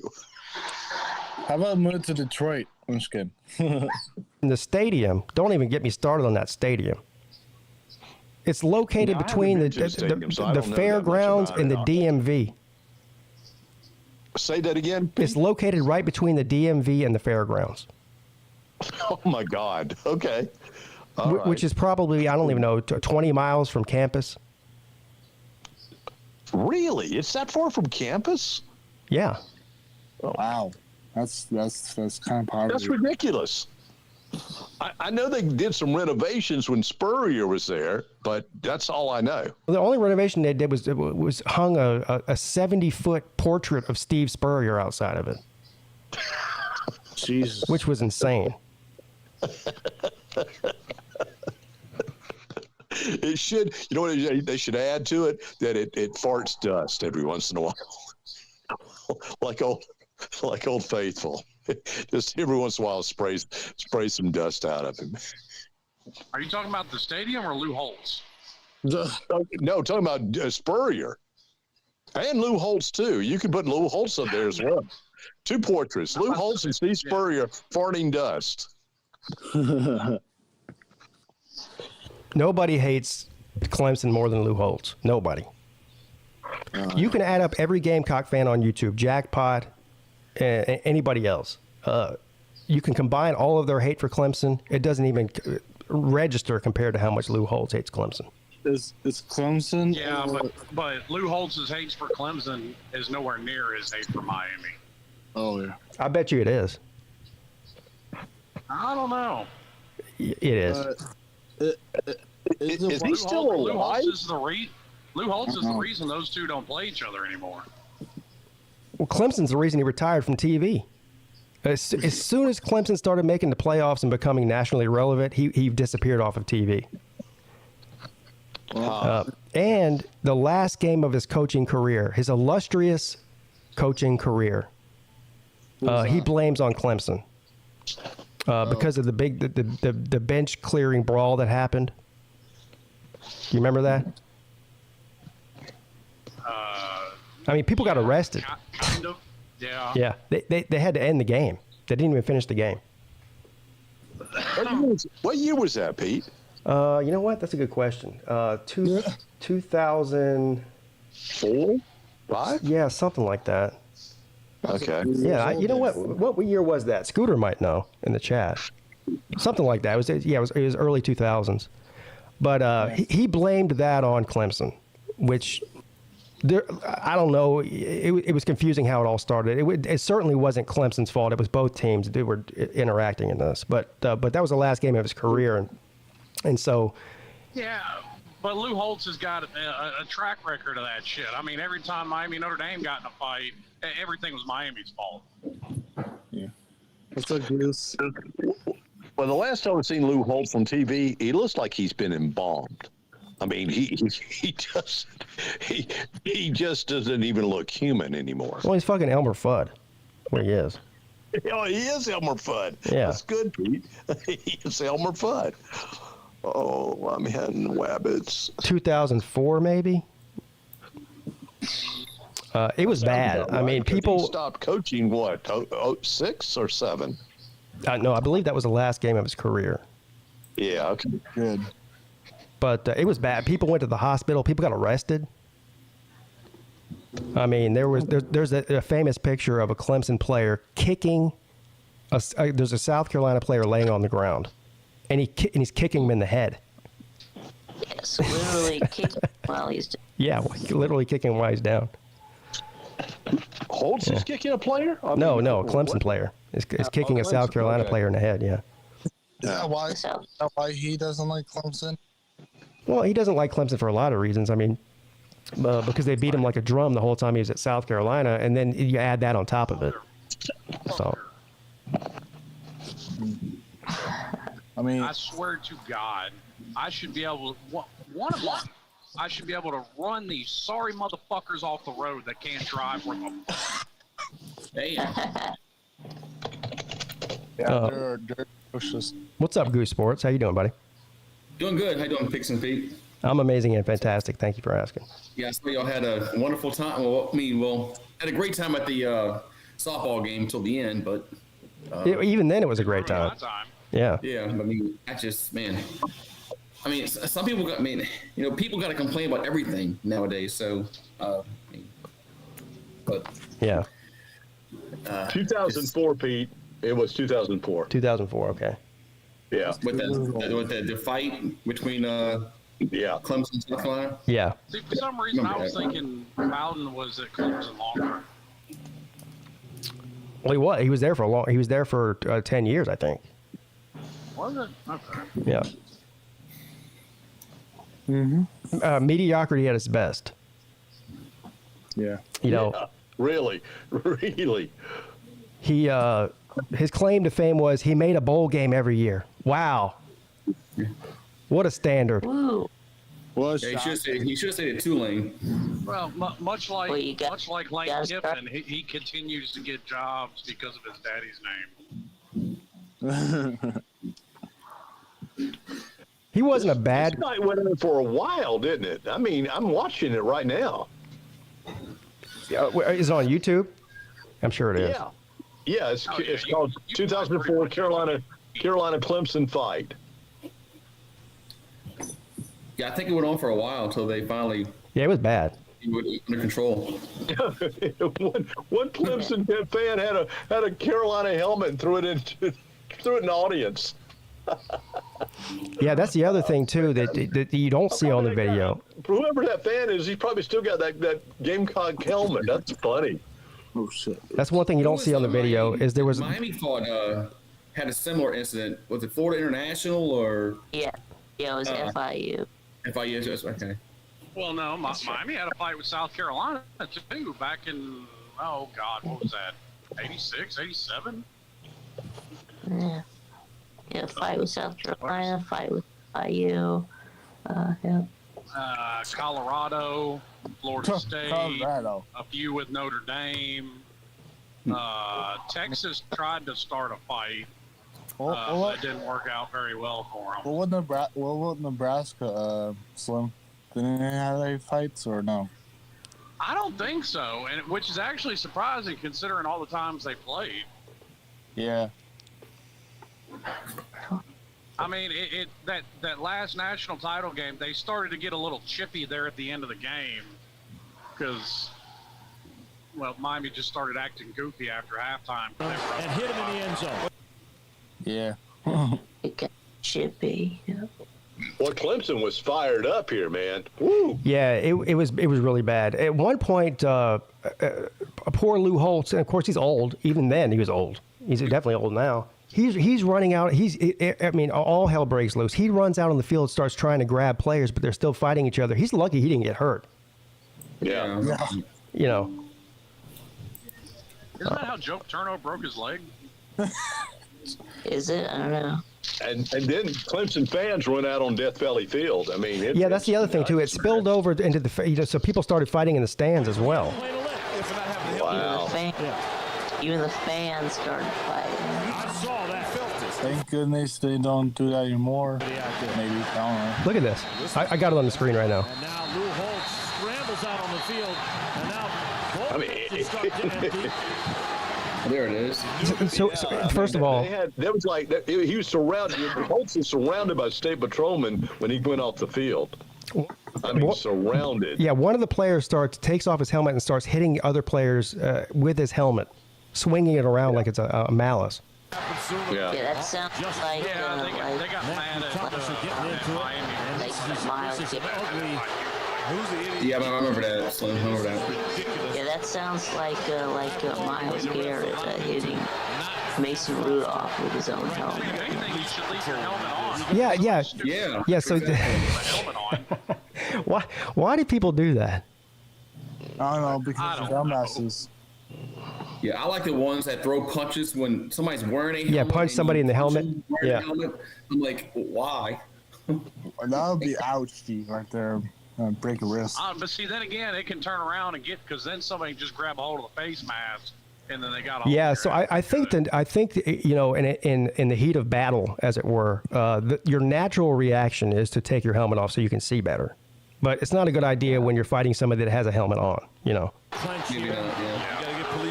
Was Whitehurst the QB? Yeah. Yeah.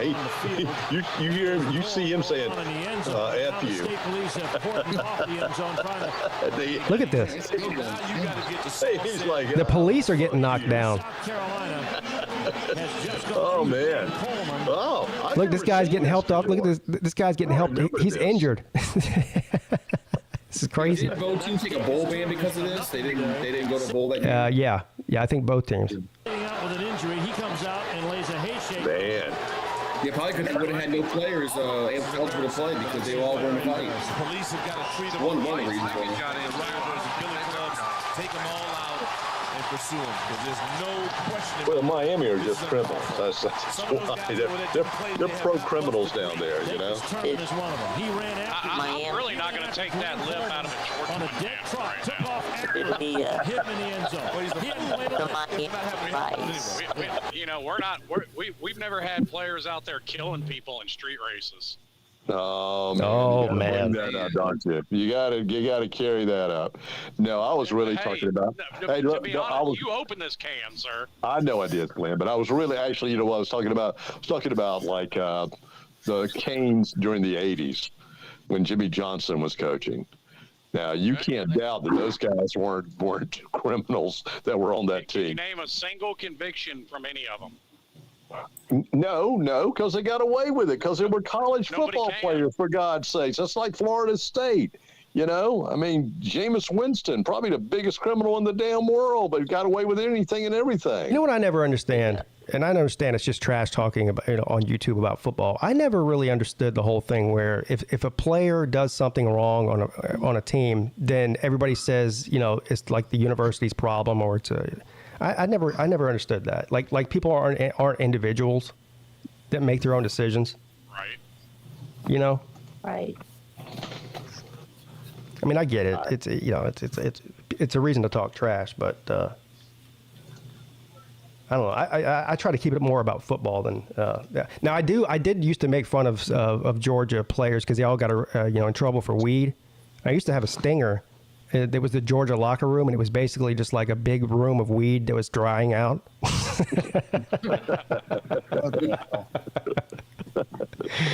But that's harmless. That doesn't involve people dying or being assaulted or whatever. No. Yeah, I told him that if he hits a home run, then Miami is back, and then he hit a foul ball that like bounced off the top of the tent that me and BBD were in. Dying, right? Yeah, who was trying to kill you at the game, Vic? Who was it? Yeah, and Slim said, "Don't talk about my team, Vic." Oh, that's right. It was Slim that slung the foul ball towards your way. You know what? Vic hasn't talked about my team since. Yeah. Keep my team's name out your fucking mouth. I would like to point out, I had this Clemson and South Carolina brawl video on the screen right now. Look at the score. Yeah, what was it? Well, at the time the game ended, there's still 5 minutes and 48 seconds left in the fourth quarter, but Clemson was up 29-7. Wow. Okay. Yeah. Dude, that's a ass beat right there. Of course it was. Well, they've got their ass beat by Clemson way more times than they haven't. So. That's almost as bad as the score of that Miami FIU game when that fight broke out. You haven't seen this uniform combination since Dabo's been there. The purple jersey with the orange pants. Dabo got rid of that. Well, the Carolina Gamecocks, that's a pretty damn ugly uniform they got there, too. Yeah. More poor. Yeah, and I've said that for years. Because Miami's always had, an orange set, a green set, and a white set. I've never seen them do, orange pants or a green shirt or vice versa. And I've said for years that they need to do that. Right. What about they have a black uniform, too? Yeah. Well, they had a new black uniform last year, but they didn't wear them. Mario Cristobal said he ain't got no interest in it. He ain't got no interest in the black. Okay. I like I'm not like, for whatever reason, Adidas is putting out a different black uniform every year. I like the original one. I don't know why you got to keep changing it up. Under Armour makes the ugliest uniforms ever.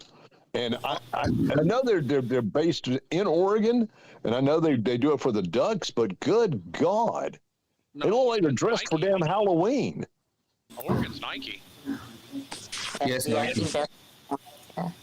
I think that's Phil Knight. Phil Knight's an alum of Oregon. Hey, what's the deal?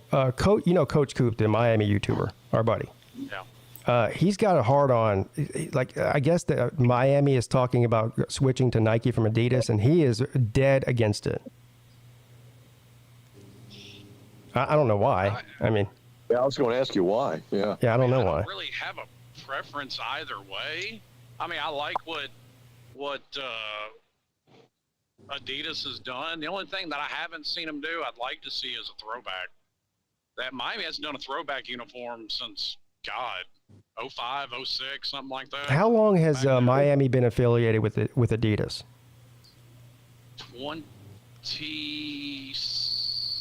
15? Who was it before that? Was it Nike? Yeah. Okay. Miami was the first school to do anything like that. They signed that contract with Nike back in the early 90s. Yeah. Well, I hear you with Adidas. You have to wear you have to have a little short mustache, and you have to do step. I don't know if that's true or not, but that's just a rumor. Koopa's big mad. He says if they switch to Nike, he's not buying any of their gear. Oh. Yeah. Why did he say this? You're not on Twitter. Oh well, okay, yeah. Yeah. Twitter's not Twitter anymore. It's X now. Yeah, but it's X now. Everybody's losing their minds because they changed the logo. Yeah, who cares? Yeah, who cares? I mean, really, some people just have to be triggered about things. Is it really affecting your life that hard? I mean, Yes, Scott, it is. It is. Well, I'm sorry to hear that, man. You know, you know what it is? Set up a GoFundMe page for you there, Slim. It's a public intelligence. It's like an IQ test. If all the people on there are bitching all day long about changing the name of Twitter, that's how you know who the idiots are. Right. Yeah. Amen to that. They need their safe space to go to. Yeah. A safe space. Yeah. My favorite is the ones that all bitch about Elon Musk owning Twitter, and then they still pay for the verification, $10 a month. They're giving him money and bitching about him owning it. Yeah, Lou was bitching about that yesterday. Which I mean, I don't think Elon come right out and said it. I mean, buying Twitter was not a business decision. He was tired of them taking his crap down. That's why he intentionally overpaid for it. Yeah, and Lou I think Lou said something about he didn't even have enough money to pay for it. He had to put up Tesla stock. He's worth like $150 billion. And I think a lot of people don't realize when you say that, he doesn't have $150 billion in the bank. A lot of his net worth is in Tesla stock. Listen, Twitter could crash tomorrow. He could lose everything, and he's still going to be a billionaire. So he's just fine. Trust me. Yeah, I think he's going to be all right. Yeah, he'll be all right. I have a question for y'all. I know this been speculating in the air for now. How about the fight between, if it ever happens, fight between Elon Musk and what's his name? Zuckerberg. Mark Zuckerberg. Yeah. I still need some kind of verification that Mark Zuckerberg is a human being from this planet. I am not convinced of it. Yeah, he's definitely a human being. And by the way, I love Elon Musk is hilarious. But if they got into the octagon together, Mark Zuckerberg would rip his head off. He just would. He would. Yeah, well, one is younger, and two, supposedly Zuckerberg's all into Brazilian jiu-jitsu and all that. Yeah, well, both of them are. But both Musk and Zuckerberg both do jiu-jitsu. But Zuckerberg is younger. Mm-hmm. Oh yeah. Yeah. But it's a real fight. But the problem is Zuckerberg's a toothpick. No, he's not, sir. That's where you're wrong. Let me show you. I don't know what do you mean by toothpick? I don't understand. He said a toothpick. Mark Zuckerberg is a toothpick. I'm about to show you a picture of him right now with his shirt off. He's not. Shit. Is he like Zion? Is he built like fat like Zion? Damn. He's fucking ripped, is what he is. He's different when his shirt off.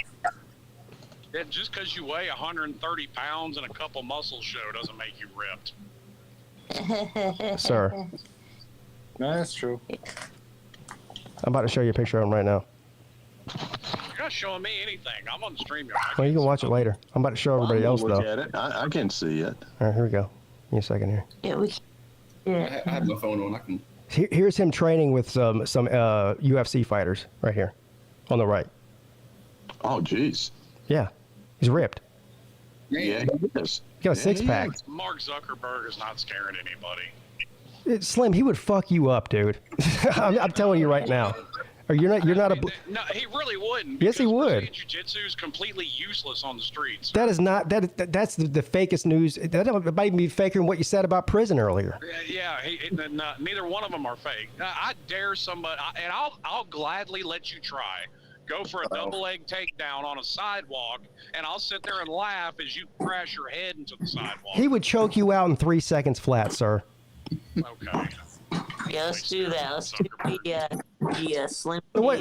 Now Slim's. And we're also not going to take your opinion on prison because you've never been there. Yeah. What does that have to do with anything? You tried to convince everybody earlier. You tried to convince everybody that prison's a great place to live. That's just insane. No, I didn't say it was a great Yes, you did. That's exactly what you said. They've got it made, he says. Yeah, that's just. That means. That's exactly what I said. Again, so why don't you live there?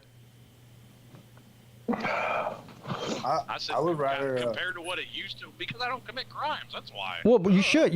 If they've got it made, you might go rob a bank today so you can live the rest of your life there. I'm sure you'd appreciate it. It's a great place to live.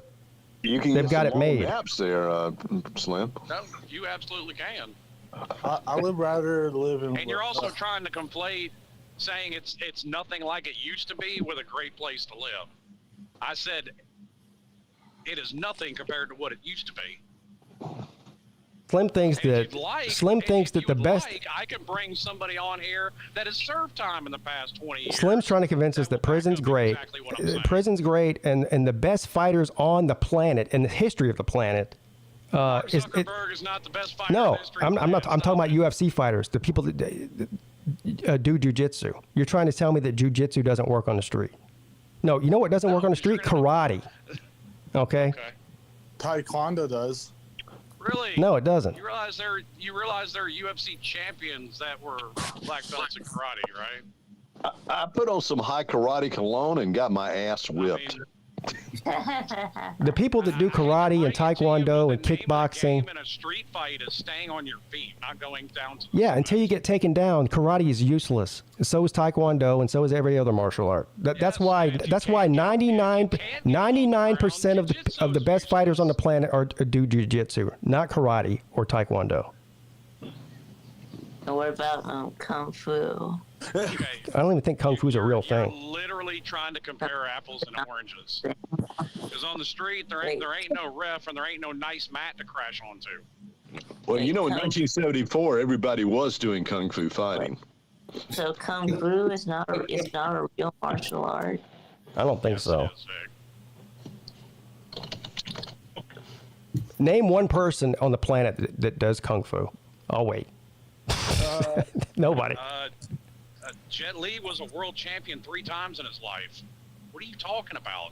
I have one. In kung fu? What Bruce Lee started in was kung fu and added more to it from there. I have one name for you, Pete, that does kung fu. So name somebody who's not an actor that does kung fu. Well, there's still world tournaments every year. Jackie Chan.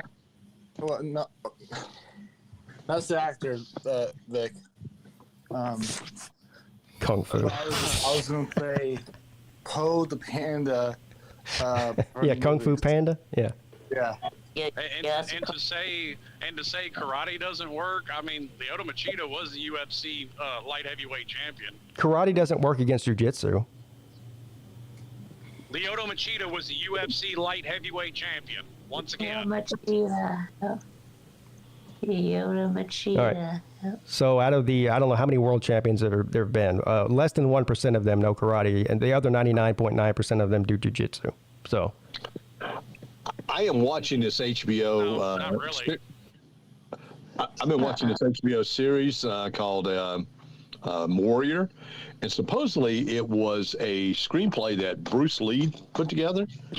And watching Bruce Lee fight was just, he was something else. I mean, and so they're using that same sort of fighting in this movie, which I guess is a good way of ass whipping. I don't know.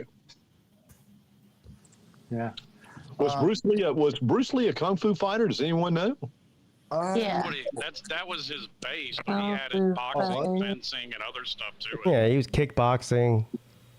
Yeah. Everything. And he was probably the original mixed martial artist. Yeah. Well, You're absolutely right. Yes. For an ass-kicking movie, it's pretty good. For an ass-kicking series, it's pretty good. It's 3 seasons in. I've only started in the first season, and it's dating back to like late 1800s in San Francisco, when the Chinese were populating San Francisco. Where gangs were at. Hey, Nate, I have to let you off. I need to let somebody else on here real quick. And the reason I'm letting you off is because you banned me till March, so I'm banning you until the next show. Okay? Okay. All right. See you later, Nate. Welcome to the Midday Show. Slim, I didn't know you've been eating retard sandwiches again, buddy. What's going on? I have not. So I'm not a Georgia Tech fan. Hey, smart people are talking now. So you say Peete can't speak on prison because he wasn't there. Has any juror ever been present at the scene of the crime when they convict someone? No. So, what's your point with that? Also, Machida didn't just use. What did you say he was a practitioner of? He didn't just use that. He was also trained in jiu-jitsu. Of course he was. No, he was. Like, there's never been a pure boxer that's won UFC. And, why did when Conor McGregor fought Mayweather, they boxed? Because if they did UFC, it'd be over in 3 seconds. If you're just a stand-up striker, you have to get lucky and knock them out. If you get taken to the ground, you have to know jiu-jitsu or you're going to get choked out. Everybody knows that. I'm not even a UFC, I'm not even a mixed martial arts expert, and I know that. And there's plenty of guys that never took any jiu-jitsu. Chuck Liddell never took a day of jiu-jitsu in his life. He was a black belt in Kempo. Right, that was 20 years ago? When you're talking Rampage about Jackson, Vanderlei Silva. none of them. First of all, the most successful people in UFC have wrestling backgrounds. Yeah, wrestling, jiu-jitsu, judo. But those are grappling. That's not striking. Right. It's not. We're beyond the point where you can just come in and throw fists and be effective. And it's the same in a street fight. If a guy is trained in jiu-jitsu and you're not, that's probably game over unless you get. No. My point was trying to go for a takedown on a sidewalk is fucking retarded. Why? Because I'm going to drive your head into the sidewalk is what I'm going to No, you're not. Yeah, but if he's trained, he's going to shoot quick on you. He's going to get a double leg. He's going to pull his heel behind yours and take. Yeah, he's going to pull a double leg. I'm going to pull a guillotine and drive the top of his head into the sidewalk. This is how delusional Slim is. Mark Zuckerberg is a black belt in Brazilian Jiu-Jitsu, and he thinks he can beat up Mark Zuckerberg. I know that's a hard pill to swallow, Slim, knowing what it's actually not a hard pill to swallow at all. Well, if you fought Zuckerberg, you'd swallow whatever he gave you because it would be it'd be over. Yeah, you'd be done in 2 seconds, dude. Okay, that's what you think. I don't think it. I know it.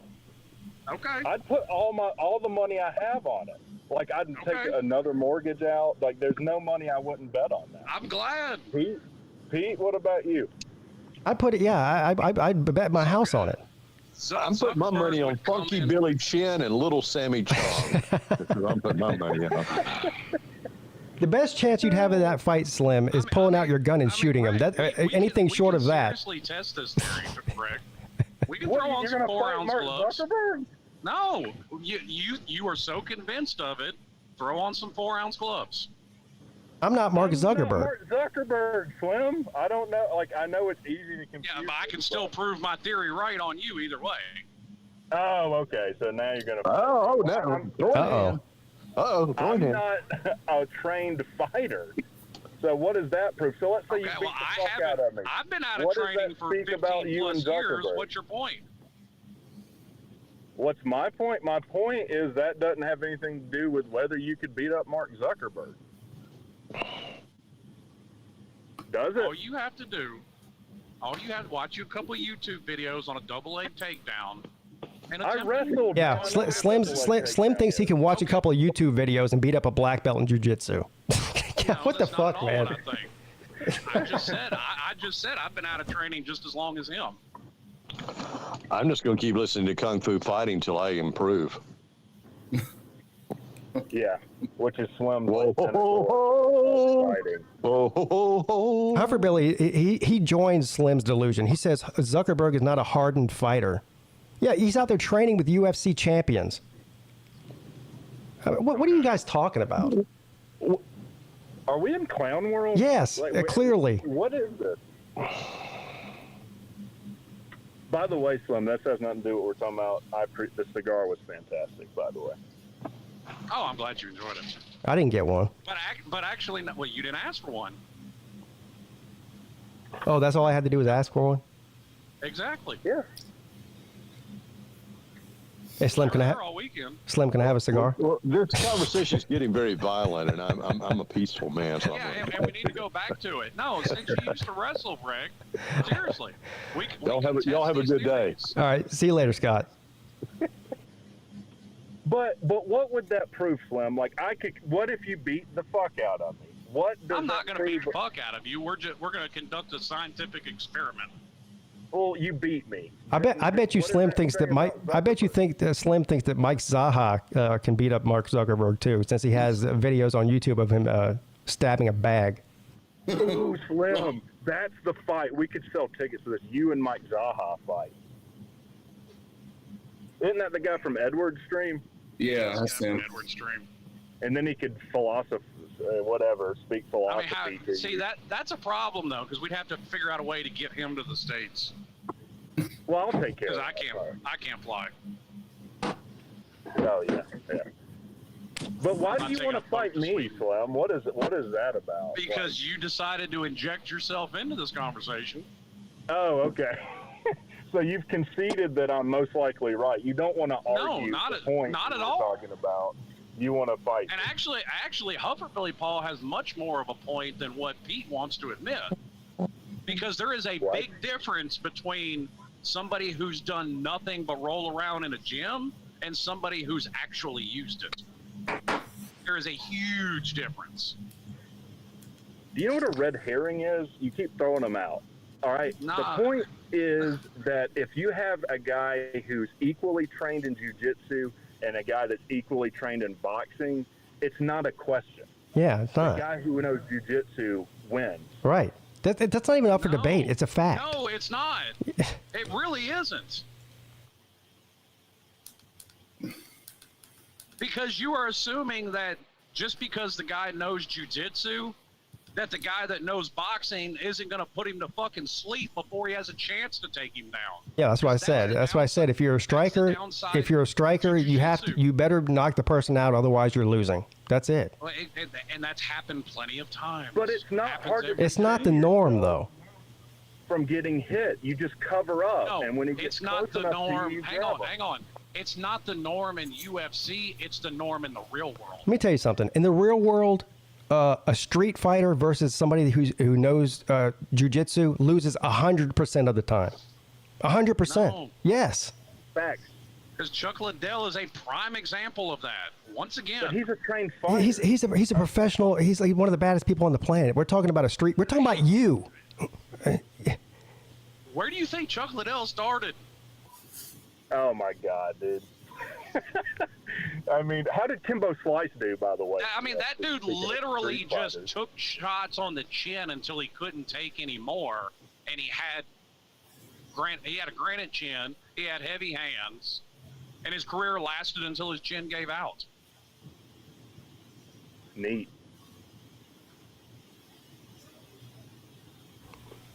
I can't even believe it. This is insane. Are you trying to argue that Chuck Liddell was just some street fighter and never really trained and just made it to the top, and that somehow means No, that's the way he ended up fighting in the ring most of the time. Oh. and since Brazilian Jiu-Jitsu supposedly is the greatest thing since sliced bread, I mean, there's numerous examples of non-Jiu-Jitsu fighters beating the absolute dog shit out of them. Okay. What does your boxing do when you're getting choked the fuck out, though? Are your arms broken in half? So, like, Yeah, if well, you don't have a defense I ended for up that, doing more than just boxing, so I do have a defense for that. all right, but we're talking about boxing versus jiu-jitsu, right? So, well, first of all, you might have a defense for it. You don't against a very well-trained jiu-jitsu practitioner, though. No, but I'm not worried about getting taken down to the sidewalk on the street, which is my point. He'll Should give you be. the old booty hole boogie for you know No, it. because most of them are also smart enough not to take somebody down to the concrete like that. Because they know they're going to hurt them damn selves. I feel like we're just going and We are. we're never going to agree on this, but I had to call in because I love you, Slim, but sometimes you say things and I don't think you mean them. Like, they're so insane. I don't believe you believe. Well, this is the reason that that Scott Kerr brought him a stop sign to argue with, because he'll argue with anything. Well, that's why me and Slim are friends now, because I might be like the opposite end of that on most of Slim's arguments. Like, Slim, how many times do we talk on the phone and we just argue for like an hour and a half? That's happened a few. Yeah. Yeah, I'm still waiting for Slim to make that video where he argues with a stop sign. But... Yeah, that would be good. I never said I was going to make that video, but that's an idea. Listen, I love Slim like a brother. He knows that. I love Slim like a brother. But what he's saying today is just it's potato. No, it's not. It is. Because there's plenty in every single MMA organization. The majority of everybody that held belts were not Brazilian Jiu-Jitsu black belts. They just weren't. Okay, so now they have to be a black belt. You see how you kind of keep moving the goalposts as your argument disintegrates? You gotta be a black belt. Well, the thing is, but he's right in the fact that most of them aren't just jiu-jitsu guys. That's why it's called mixed martial arts. I mean, they're also experts in other martial arts, but you can't succeed in today's UFC without knowing jiu-jitsu. You just can't. At least on some level. True, and maybe we can agree on that, Slim. That's what makes MMA so great today, is that to be a champion, you have to be well above average at all of that shit.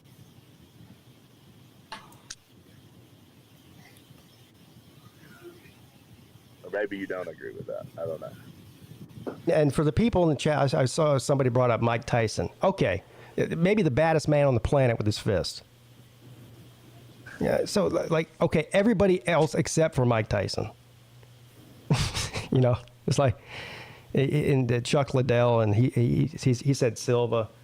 You're talking about the greatest fighters in history. Yeah. Yeah.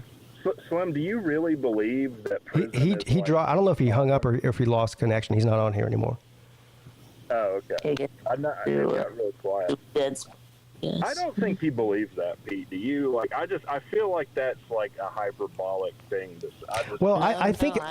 I think he does believe it, but if he believes that he can beat up Mark Zuckerberg, that's insane. It's insane. I know he doesn't like Mark Zuckerberg because Mark Zuckerberg is, a liberal or whatever, leftist, whatever the case is, but that has nothing to do with his ability to fight. Nothing. That's true. And he is in shape and ripped, man. Yeah, I just showed a picture of him. Any one of us. Yeah, I wouldn't pick a fight with him. I wouldn't pick a fight with anybody, a trained fighter. That's just insane. Yeah, that's wouldn't be a very smart decision. It's almost like that old man that was trying to fight Brett. It wouldn't end well. So I missed all of that because I left early. Was that at your Airbnb? No, that was at the park. That was at the softball field. The Robert L. Bridges Park, yeah. Some people got mad we're being noisy.